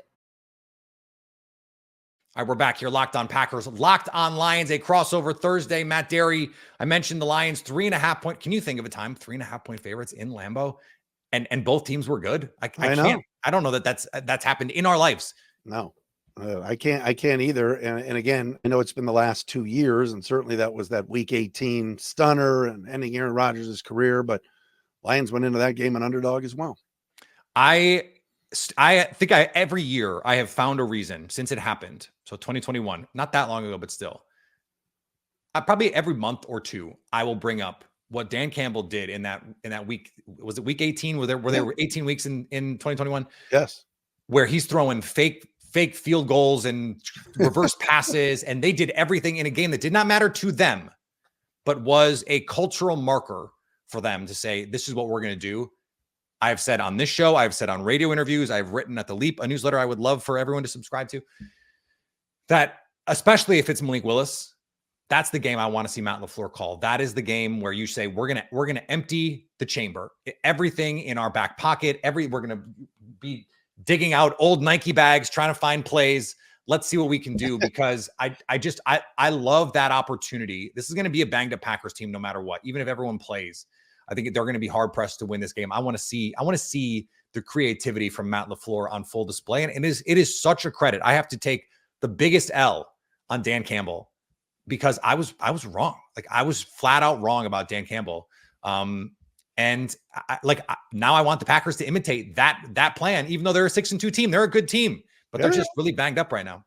I agree with you. I do think these are the best two teams in the NFC, and you want to see both teams at full strength. I'm excited for the Thursday game in December when the Lions and when the Packers come to Ford Field. I mean, there's a lot of storylines here, and you look at the NFC and how wide open it is after what happened with the Commanders last week and everything else. Yeah, these are probably the two best teams in the NFC. Very well coached, very well drilled. Both defenses are better. I think what'll be a key for the Lions.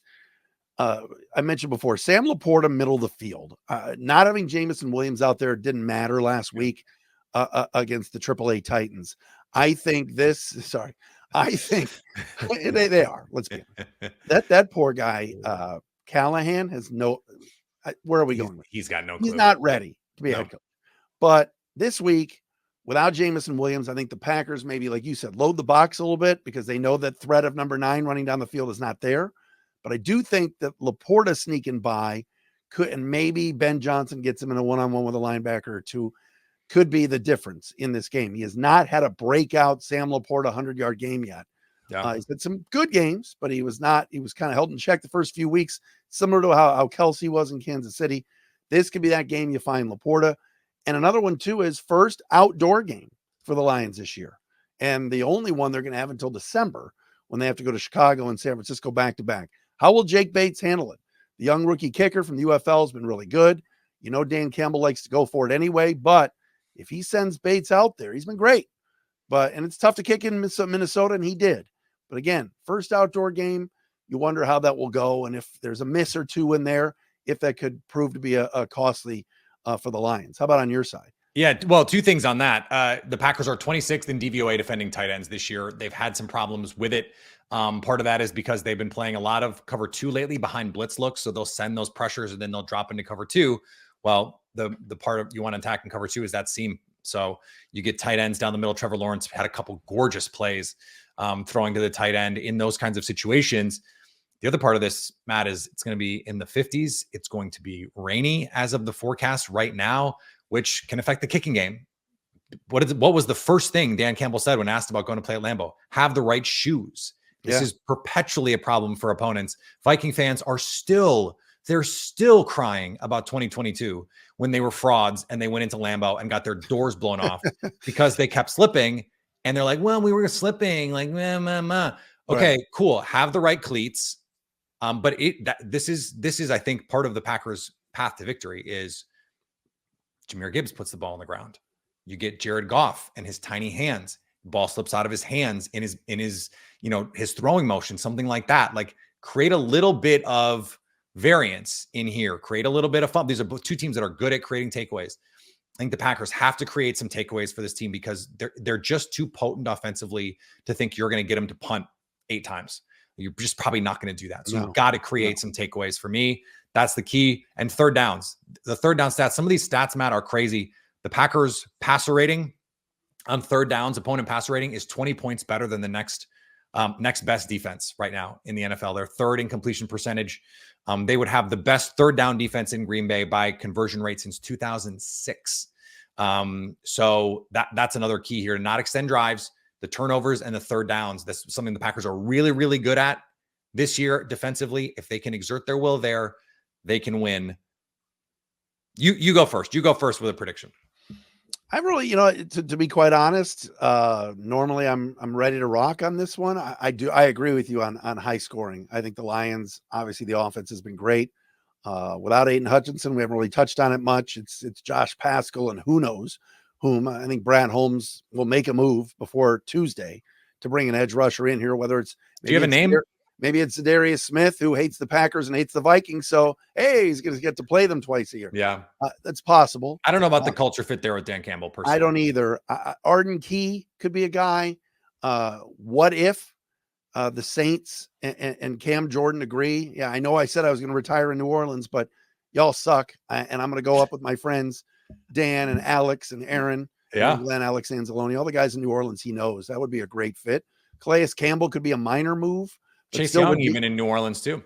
Yeah. So, although I don't know if Chase Young, who after his jogging routine against Jahmyr Gibbs last year in the NFC Championship game, fits the Brad Holmes model, but there's going to be somebody that's coming. It's just a matter of the fit. Brad Holmes is very particular on what he wants to do, but that could be an issue. Is too much time for the quarterbacks. And watch Taylor Decker too. Lions left tackle has not played well the last few weeks, and these are good edge rushers that you guys have, and keep an eye on that one too. You mentioned maybe Golf puts it on the turf. I think it would be if Decker first play of the game last week, Decker let Arden Key go right around him. And it was like, wait, what's going on here? So hopefully Taylor plays better. But I'll take the Lions and I'll say a 34-27 final. All right, I like that. I think Jordan Love is going to play. It's hard to know for sure about the other guys. I think Jai Alexander is going to play as well. I think the Packers can ham and egg it here together. I think 30-27. Packers cover 3.5, but lose the game. I certainly could see the Packers scoring enough points in this game to win. I would love to see a one-off game plan from Matt LaFleur is what I'll say all week. Have a couple special things ready for this team, but that's just not really been the Packers' MO under Matt LaFleur. So we'll see if that's how it goes. Otherwise, Sunday, the late afternoon window, Tom Brady apparently is what we're supposed to be excited about. All right. Is he going to do any prep work? Can he legally do any prep work? I don't even know what the NFL is going to allow him to do. Can't be at practice, can't be in the production meeting. So we'll see. You can find Peter over at Locked On Packers. You can find Matt over at Locked On Lions, part of Locked On Podcast Network, your team every day. Next, let's dive into a big NFC West matchup. The Los Angeles Rams looks like they're going to go for the playoffs this season, not sell off their pieces. At least it appears that way after a big primetime win on Thursday against the Vikings last week. And then you have the Seattle Seahawks, who under Mike Macdonald in year one have looked pretty good for the most part this season. Some ups and some downs, but that's to be expected. So you have Travis Rogers of Locked On Rams and Corbin Smith of Locked On Seahawks taking you through who could win this prime NFC West matchup on Sunday. Welcome back to Crossover Thursday here on the Locked On Podcast Network. I'm Corbin Smith from Locked On Seahawks. Glad to be teaming up with Travis Rogers from Locked On Rams. And a special thanks to all the 12s and Rams fans that are listening. And thanks for making Locked On Seahawks and Locked On Rams your first listen 5 days a week. We greatly appreciate it. Fast forwarding to Sunday, let's talk some keys to victory for these two teams. Travis, going to start with the Rams, who are coming in hot. They've won their last two games. They get that huge win in primetime at Minnesota against the Vikings. When you look at this first matchup against the Seahawks, what are a few things that jump out to you think the Rams absolutely have got to do to go into Lumen Field and get the victory? Well, I think it's something that you mentioned a couple of times, Corbin, and that's don't let the Seahawks find their run game. This is something that the Rams have struggled with for most of the season. Most teams have been able to run it on them. And I think one of the ways that they'll be able to do that, if it's going to work out, is they need to play with a lead. You know, when the Rams can play with a lead and other teams have to chase, their inability to stop the run becomes a lot less problematic because teams are trying to pass to get back into the game against them. When the Rams defense knows that their opposition is in a passing situation, they become pretty good. They have some guys that can get to the quarterback. I mentioned Jared Verse earlier. He's been terrific. Byron Young had a pretty good game against the Vikings last week. You're starting to see Kobe Turner, Jared Verse kind of bring their games around. So I think it kind of starts right there. I think the Rams offense will be good. You know, I kind of always come back to this. Sean McVay, Matthew Stafford is a very good combination to start with, as long as there's people to throw the ball to. I think the offense will be fine. The question is whether or not they can stop anybody. They did a really good job against a Minnesota team that had been playing pretty well for most of the season. So I think it starts right there. If they can control the running game defensively, I think they're in a pretty good spot. Yeah, for the Seahawks, they got to be able to run the damn football. I mean, it's been one game after another where they have not been able to find it, or it's waited till the second half that they can get their run game going. If there's a game that they can get their rushing attack going, it's got to be this one. I mean, the Rams have got extensive games this year where they have not been able to stop the run. And these two teams have been very similar in that regard on defense. And I'm looking at it also from a play action standpoint, because you mentioned this earlier. Getting Darius Williams back has really helped in that secondary, but you don't have a Jalen Ramsey anymore in that secondary. There's injuries at the safety position. There's been defections in free agency. This still feels like a group, and you can correct me if I'm wrong, but at least before the last couple of weeks, they were giving up a lot of big plays in the passing game downfield. Feels like plays can be there. And if you have DK Metcalf back, you have Jack Smith and Jigba, you have Tyler Lockett against that secondary. Darn it, if you can just run the ball just good enough that the play action is believable and you can run some play action under center and take those shots, that's going to be a big deal. As far as the defensive side of things, look, I'm calling out a couple guys right now. Leonard Williams, Jared Reed, and Byron Murphy II. By most accounts, this has been a solid group this year. Their interior defensive line has been a strength for this football team. It was not last week against the Buffalo Bills. All three of those players were non-existent. They were completely silenced by Buffalo's offensive line. You're playing a Rams offense that's missing their starting center and starting right guard. And I know they're playing better the last couple of weeks, but you've got some high-priced guys. You've got a player in Byron Murphy that was picked in the top 16 selections that you expected to be a game changer. Those guys need to play to that level when you're playing backups. They need to take the game over, and they need to get pressure on Matthew Stafford, speed up his clock, because he has shown throughout his career and early this year especially, I know he was missing receivers, but he will take some chances when pressure's bearing down, and he will throw it into traffic. The Seahawks, they've got to find a way to use pressure to create a turnover or two in this game. And if they do get those turnovers, they got to score off of them. So this has just been the issue with the Seahawks team. When they do get a big play, they can't capitalize on it. Yeah. You have to be able to do that against the Rams. You got to take advantage of the mismatch that you've got in the interior of the defensive line against that injury-battered offensive line. If they can't do that in this game, then I don't know if they can get this defense fixed moving into the second half of the season.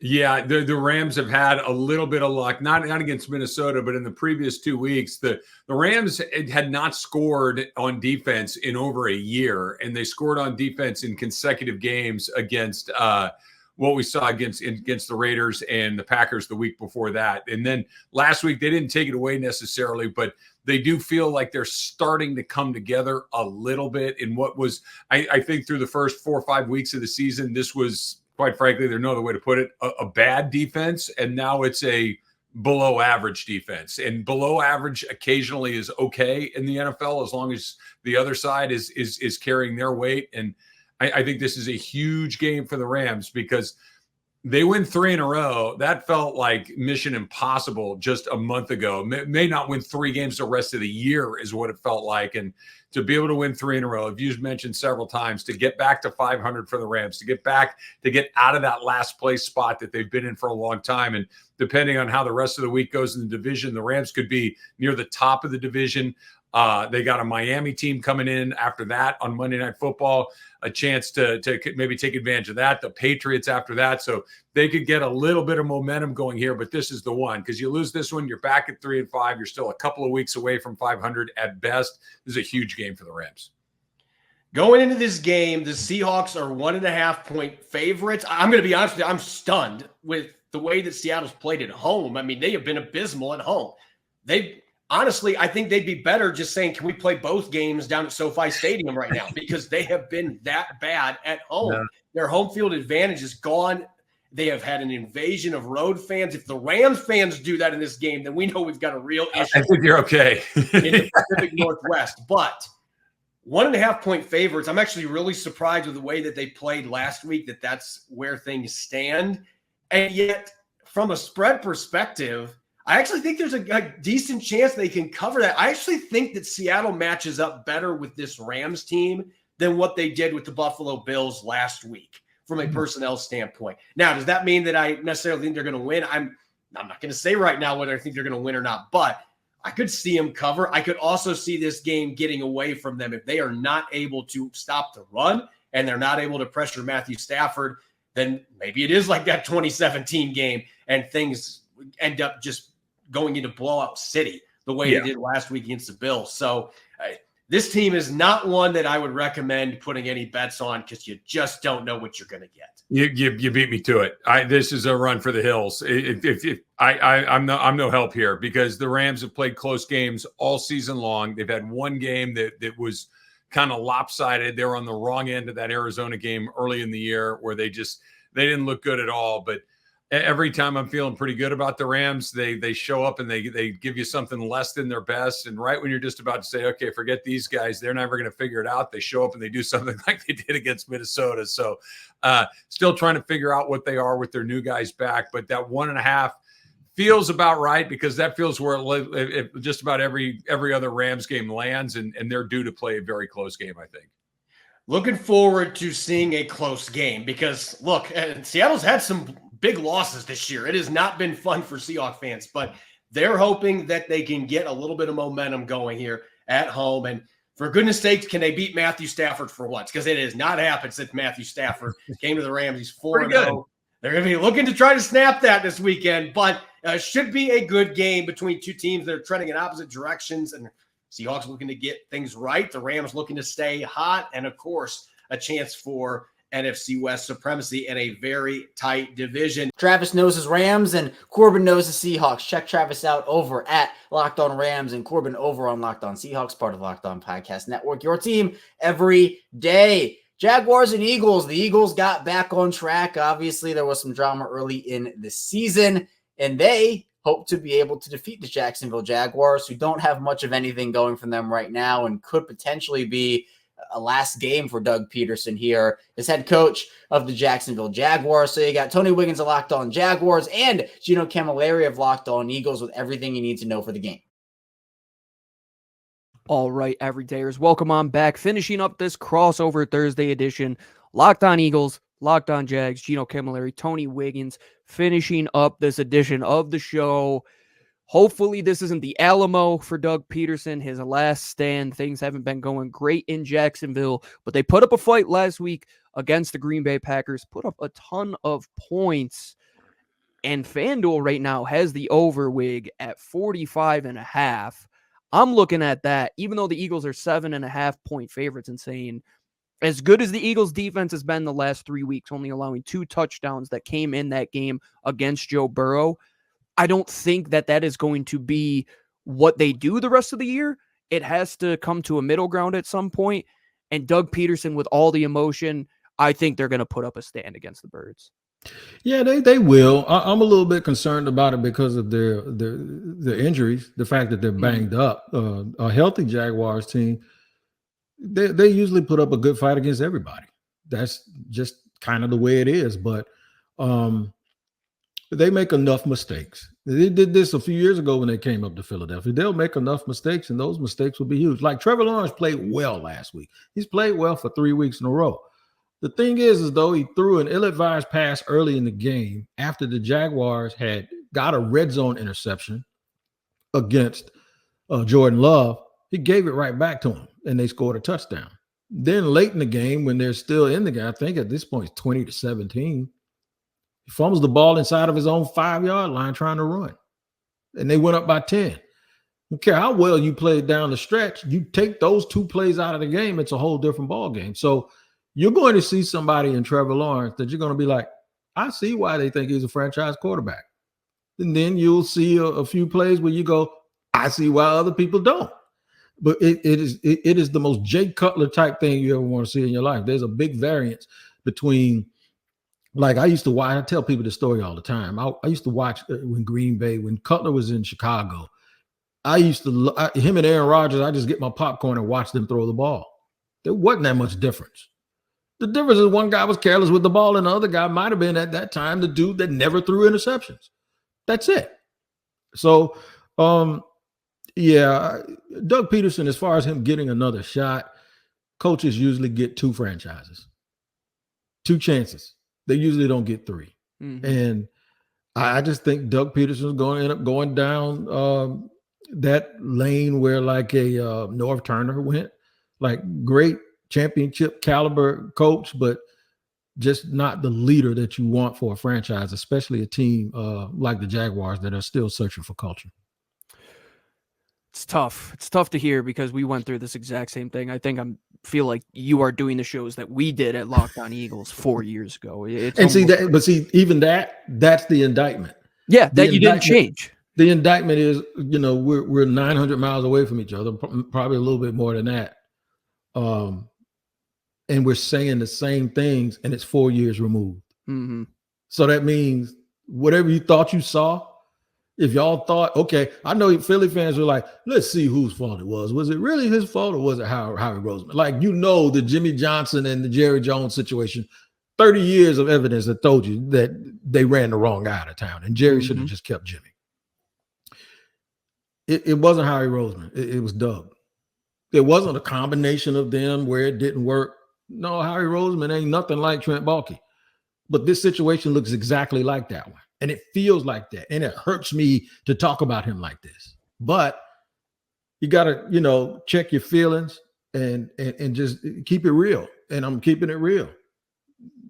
I'm sorry that he had to work under Trent Baalke, but Doug Peterson hasn't done what everyone thought he was going to do. Now, granted, he came in and took a bad situation, and they went 9-8 and went to the playoffs. They went 9-8 again last year, and they missed the playoffs. They won 8 games. They were 8-3, and then they tanked down the stretch. The year before, they were 2-7 and won a whole bunch of games to get in.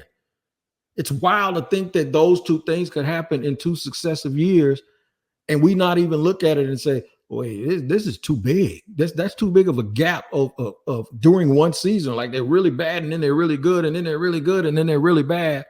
And now, this third year has really shown that it's more of the bad than it is the good, and that's a sad situation. And I think exactly what you just said could be said about Nick Sirianni as well, where it's like the coach, GM, you know who's going to leave if there's ever a disgruntlement. It's going to be the coach. Like you said, how has to be going nowhere. And the Trent Baalke discussion, that's for a different day. But I will say that the last time the Eagles had a competent head coach and a young GM that they played last week in Joe Burrow and Zach Taylor, as opposed to the 2 they played before that in Deshaun Watson and Daniel Jones, I think they have a better opportunity to maybe push the pace against the Eagles. But I will say the one indictment on Trevor Lawrence, he's going to give this team some opportunities to make plays on the ball. Yep. Eagles won the turnover differential big last week against Cincinnati, took the ball away from Joe Burrow, caused a couple fumbles as well. When push comes to shove, Doug Peterson had a little run in his Super Bowl year when they were just running over teams, and we were saying, okay, this is what it is to be a Philadelphia Eagles team.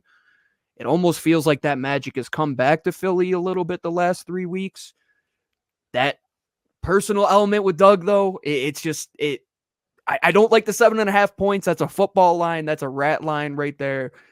I think a lot of points will be scored, but I think the Eagles, at the end of the day, they have their one drive that they just burn the clock down. It's 8-9 plays, 7 minutes in the fourth quarter, make it a 2-possession game. Hopefully it's not the last stand for Doug. Tony, you can find him over at Locked On Jaguars. Gino, find him over on Locked On Eagles, part of Locked On Podcast Network, your team every day. Just one more 4 p.m. slate game to go, and that is the Chicago Bears and the Arizona Cardinals. The Bears coming off of quite the embarrassing final play defeat against the Washington Commanders, that Hail Mary. You got the Arizona Cardinals, who they've been looking pretty good and defying some expectations this season themselves. So Lauren Cox of Locked On Bears, Alice Clancy of Locked On Cardinals have what you need for Sunday. Path to victory, man. I don't know what Lauren's going to say. He's the host of Locked On Bears. I do know that. At Cox Sports 1, at Clancy's Corner for me, Locked On Cardinals. Thanks for making Locked On Bears and Locked On Cardinals your respective first listen wherever you get your podcast and on YouTube. Lauren, paths to victory. Go. It feels like the Bears know how to win every football game, and it's just a matter of whether they're actually able to do it, right? I don't think each week they have to come up with some new plan. Like, they know their defense is going to hold the opponent to at most 21 points and usually under 20 every single week. So it's just like, okay, can they find a way to get Caleb Williams into a rhythm, protect him, give him decent protection up front with the offensive line so that he can operate, get a little bit of a running game going, and then control the clock and take care of the football. Like, it doesn't have to be super, super complicated. The problem is they haven't been able to do the offensive part of that consistently enough this season, especially against, better opponents that aren't the Jaguars and the Carolina Panthers. And so with injuries on the left side of the Bears offensive line in particular, they're going to need to find ways to help out on that side. And if the Cardinals want to be aggressive blitzing, like, that's one of the big keys. Like, can they give the offense answers for the pass rush and the blitz? That's screen passes behind the blitz. That's quick routes for Caleb Williams to throw to. That's tight ends and running backs staying in to help. Whatever it is, find answers for the offense against the blitz. Then it's just a matter of like, hey, take care of the football. Don't give the Cardinals any extra opportunities. And then number 3 there, then is just let your defense do its job. They're going to get you a turnover or two. They're going to bend a little bit. They're going to give up a couple big plays here and there. That's okay, but they're rock solid in the red zone. The Cardinals will score a couple times. They'll have a couple drives they feel good about, but they're not going. This is not going to be a shootout game. It's just hold the Cardinals to 17 and try and score 20. That's how the Bears play. Yeah, it's fascinating because, the matchup when it's happening, the Cardinals are more prepared for it now than they've been in the last 5 years, 7 years. They've shown that they can win ugly and they can win pretty. The Cardinals have never been able, over the last, with the last regime with Cliff Kingsbury, they were never able to win ugly. Either everything was perfect and they won, or things went awry a little bit and they lost. And there really was no in between. And that's different now. That's the culture shift. That's Kyler Murray growing. That's the defense, not breaking inside the red zone. I mean, they gave up 27 points to what is usually a 40-burger with Tua-led Miami Dolphins. So they played pretty well, even though they gave us some big plays. For me, it's cutting the head off the snake with Caleb Williams. I mean, you have two of the best route runners we've seen in the last 20 years in DJ Moore and Keenan Allen. They're not going to make mistakes, and they're going to be going against two guys who have played a combined year and a half of football together at this point. So, combined at the NFL level in Garrett Williams and Max Melton. So if you can get to Caleb Williams, that's going to be the best way. And I think you're right. Washington showed that last week. They just don't have a pass rush, which is a problem if you want to blitz the quarterback. It's going to be a lot more Mac Wilson and Kazir White, I would think. Darius Robinson, again, if he plays on Sunday, it'll make it a little bit easier for the backers in the middle of the field to be able to blitz, give a little bit more in the A gap and B gap for them to be able to get in and potentially get to Caleb Williams. That's a big one for me. Number two, expound upon the offensive prowess they showed last week for 3 quarters, but doing it right away against a really good defense. If the Cardinals can put up 24 or more points, this offense is well on its way to leaving the train station into sexy town. That's the thing. And it's, I just made that up. So, it's that's number one for me, what I want to see most, but past to victory is getting the Caleb Williams first. And then the offense starting to hum like we saw during the second half, predominantly from last week. And then number 3, touchdowns, not field goals. This is what I started with. And this is what I'm coming back to, where the Cardinals cannot afford to get in a goal-to-go situation and not get 6. Their defense isn't good enough to be able to stop whoever they're playing against. The Cardinals need to get 6. The offense needs to do their job. And I am stoked. I have no idea who the hell is going to win this game. There's so many unknowns in a really good way for both teams. How high are the heights for both of these teams? And I'm stoked. Yeah, they're both volatile, right? Where it's on any given game, you could get a great Bears performance or a bad Bears performance. You can get a great Cardinals performance or a bad Cardinals performance there. I think the one thing I hold on to there is that we really haven't seen an all-around bad Bears defensive performance yet. Every single game, they gave up 21 to the Colts, but some of that was because the offense had 3 turnovers and set the Colts up with a couple of really easy touchdowns there. But for the most part, this defense doesn't allow touchdowns. They allow field goals to what you were saying there. That happened they shut down the Commanders' #1 scoring offense last week to where their only touchdown was the Hail Mary on the last play of the game. That's what it took for the #1 scoring offense with your favorite guy, Cliff Kingsbury, running the show over there. So that's where it's I'm confident the Bears defense will hold down the Cardinals offense enough. It's just a matter of, will that Cardinals pass rush disrupt Caleb Williams and this Bears offense enough to hold on for 4 quarters and win this game? And just the romantic nature of football, pretty much the same record. One team is in first in their division, one team's in last. It's just, the division relevancy hangs in the balance for both teams this week. And it's for different ways. The Cardinals cannot afford to turn the ball over. They did a good job last week. They did a good job the week before.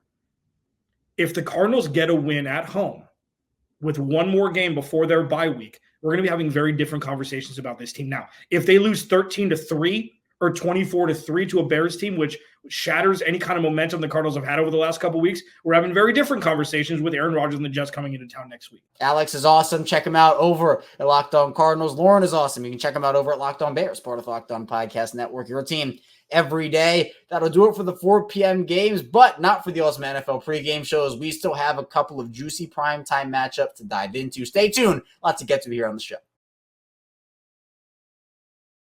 First, this show is brought to you by FanDuel. Get ready to tackle the NFL action with FanDuel, America's #1 sportsbook, because right now new customers can bet $5 and get $150 in bonus bets if you win. The FanDuel Sportsbook app gives you everything you need to place live bets on the NFL all in one place. So when you get a hunch in the middle of the game, you can check out the latest stats, your live play-by-play, and so much more on the same page where you place your bets. Just visit FanDuel.com to join today. You get started with $150 in bonus bets if you win your first $5 bet. That's FanDuel.com. Never waste a hunch and make every moment more. FanDuel, an official sportsbook partner of the NFL. The Ultimate NFL Pregame Show returns. Kevin Ostreicher still here with you, taking you through all you need to know for Sunday and Monday's action. But let's get into the prime time matchups. The Indianapolis Colts made a quarterback change. Joe Flacco in for now the benched Anthony Richardson. The Minnesota Vikings hoping to bounce back after that game against the Los Angeles Rams on Thursday night, where the referee certainly did not help that final result after the missed face mask call on the final plays of the game. So we'll get opinions from Jake Arthur of Locked On Colts and Luke Braun of Locked On Vikings here with keys to victory and so much more. Jake, what do you think this, and I don't know if you're like a score predictions guy. I personally am not. I'm more of a keys to the game kind of guy. What's this thing coming down to? So for the Colts, they have been so reliant on the big play, whether it's Joe or Anthony. I'm looking for them to just be like a functional offense that can string a drive together. They get so behind early in the down, in the down and distance. I think they were like 2 of 13 last week on third down because they put themselves in such poor positions. Penalties have been kind of a recent issue. I think they had 6 last week. Obviously, incomplete downfield passes and just this and that. So hit the layups. You would like to see the short and intermediate passing game exist whatsoever. I know Pittman is banged up, but there is a way probably for better him with to, Flacco than it was. Yeah. Because Richardson couldn't execute that stuff. But I feel like Right. Flacco can throw stick. Yeah, like keep a drive alive. Like a 5-yard comeback is fine. I think veteran quarterbacks are more willing to just take what the defense gives them. So string a couple positive drives together, get at least, 2 or 3 touchdowns on the board, hopefully, and hope your defense can do enough against this really high-powered Minnesota offense. There's that. Take advantage of your opponent's weaknesses. Like the Colts defensive line is playing at a high level, especially now that DeForest Buckner is back. Dayo Dangbo, Laiatu Latu, DeForest Buckner, Kwity Paye. Like these are all guys who can get after the quarterback or at least make Sam Darnold uncomfortable, move him around. So just that stuff. And then defense in the secondary, like you're facing an uphill battle against these really, really good pass catchers. Just be in the right spots. You're probably going to get beat a fair amount of times. Just be in the right spots. There's a lot there. I think this one comes down. I like the penalties point. The Vikings have had a horrible issue with pre-snap penalties. Yes. It's got nothing to do with the matchup. Sometimes they can't get lined up. It's been really embarrassing. So that they've had, maybe some of that was just Thursday night kind of jittery stuff. It's just the nature of Thursday night football, stuff gets sloppy, but it hasn't just been that. They've also been up against the play clock a bunch. Like their operation from kind of between downs has been really slow and sloppy. So if whichever team can figure that out might have a better shot here. But I do think it's the team that can get out of those long yardage situations. And especially when the Colts have the ball. This is really, I think, how you can tell who's going to win this game, because the Vikings in the last couple games have been phenomenal on first down, dreadful on second down. They'll get you to 2nd and 12 and then let you convert it. And they've actually, in the last 2 games with this defensive meltdown, they haven't even gotten you to 3rd down. I mean, you just drive down the field first, second. And because of that, it's like warping the snap counts of of Dallas Turner, who's a rookie edge who comes in as part of the 3rd down package is his primary job right now. And because they aren't on 3rd downs, he's not even playing. No. It's like that bad. So if you can get to a 2nd and, let's say there is a pre-snap penalty and it's, Colts 2nd and 15, those are more convertible than you think. Especially with somebody like Flacco who can just see where the hole is on a defense and you have it. And if you can run a reasonable route, find the hole in the zone, like it ain't that hard.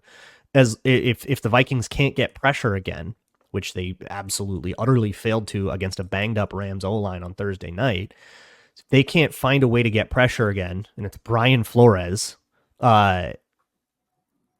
have to hurry that process. Otherwise, you're going to be 2nd and 14 will be no problem. We'll throw a 25-yard chunk right over the middle. Whoever can figure that out, if you can start getting out of your 2nd and longs, or we can start not letting you out of your 2nd and longs, I think whoever can figure that out, this one feels like it comes down to that.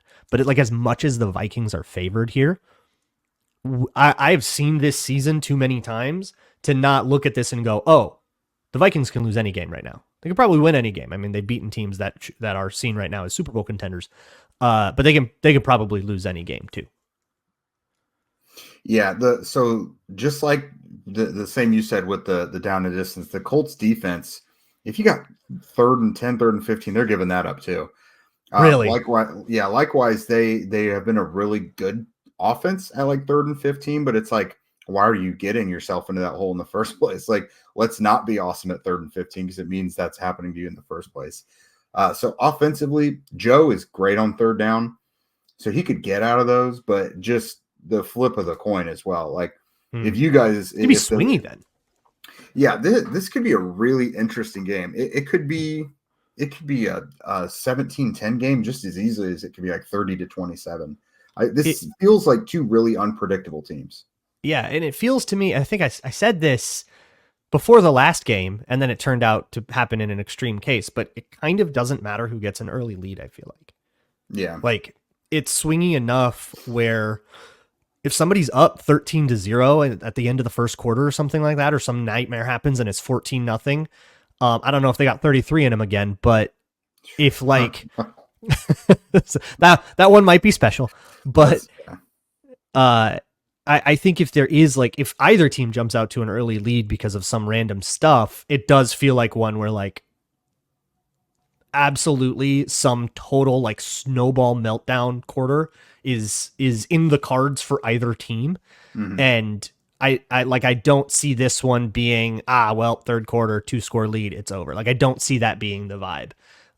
At least not for, I mean, I'll be nervous till 000s. I always am. But it feels like it might be a swingy game with momentum shifts. And even if there is a big lead, you'll have the announcers going, well, they're about to make, one more score and they make a game out of it. And then they do. Yeah. Whoever it is. Yeah, and I think this is 2 crossovers in a row, which is really damning on the Colts offense and I guess Shane Steichen. But it's only until now that I feel like I'm saying the name Jonathan Taylor. That's their best offensive player. Like, I think he's the ultimate X factor. I think he'll be more involved now that Joe Flacco is in there, which is odd because you would think with Anthony being in there, you would want the running back to be his best friend. And Jonathan's still been productive. He's running for 100 yards and everything. But if they're self-scouting and reevaluating, and they obviously felt the need to change quarterback, I would also change your offensive philosophy to be Jonathan Taylor-centric once again, like it used to be. Like, that's your best player.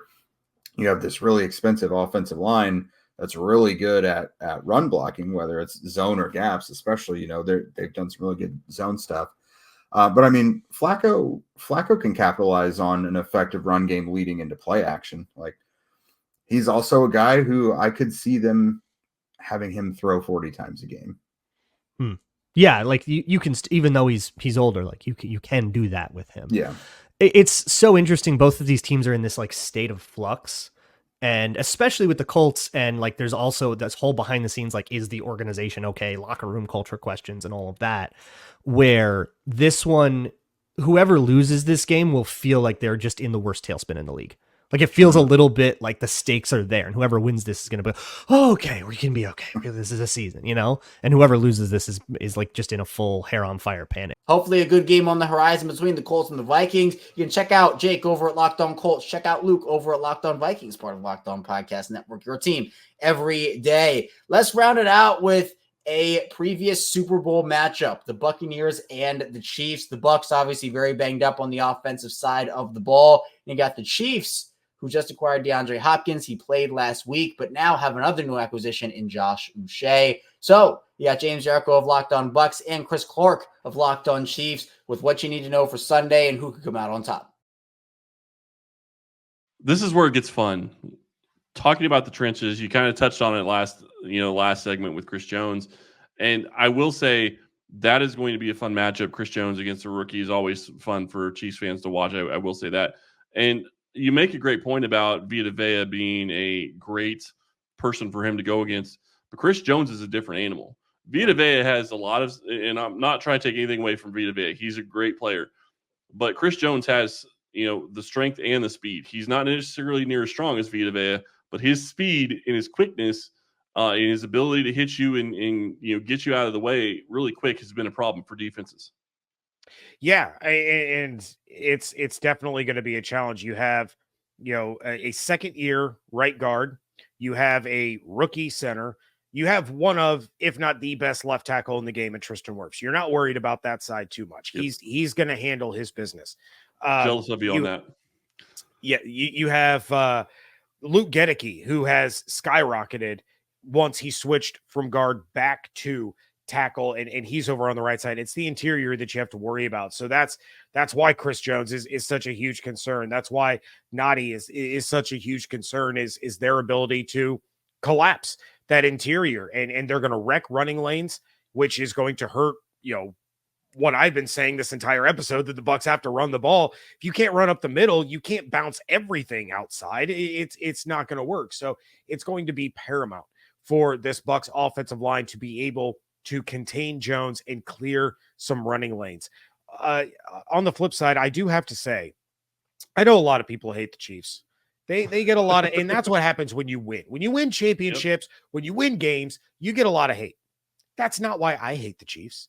I hate the Chiefs because you guys got rid of Donovan Smith.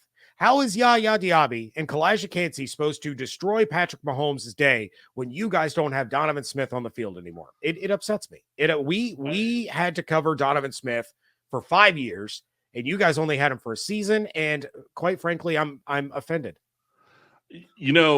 I don't think that they're going to have a problem because Wanya Morris has been basically a turnstile at left tackle. So I don't think that's going to be a problem for them. And that's why I was saying I'm jealous of Tristan Wirfs because Kansas City doesn't have left tackle right now, at least the way that it's been going.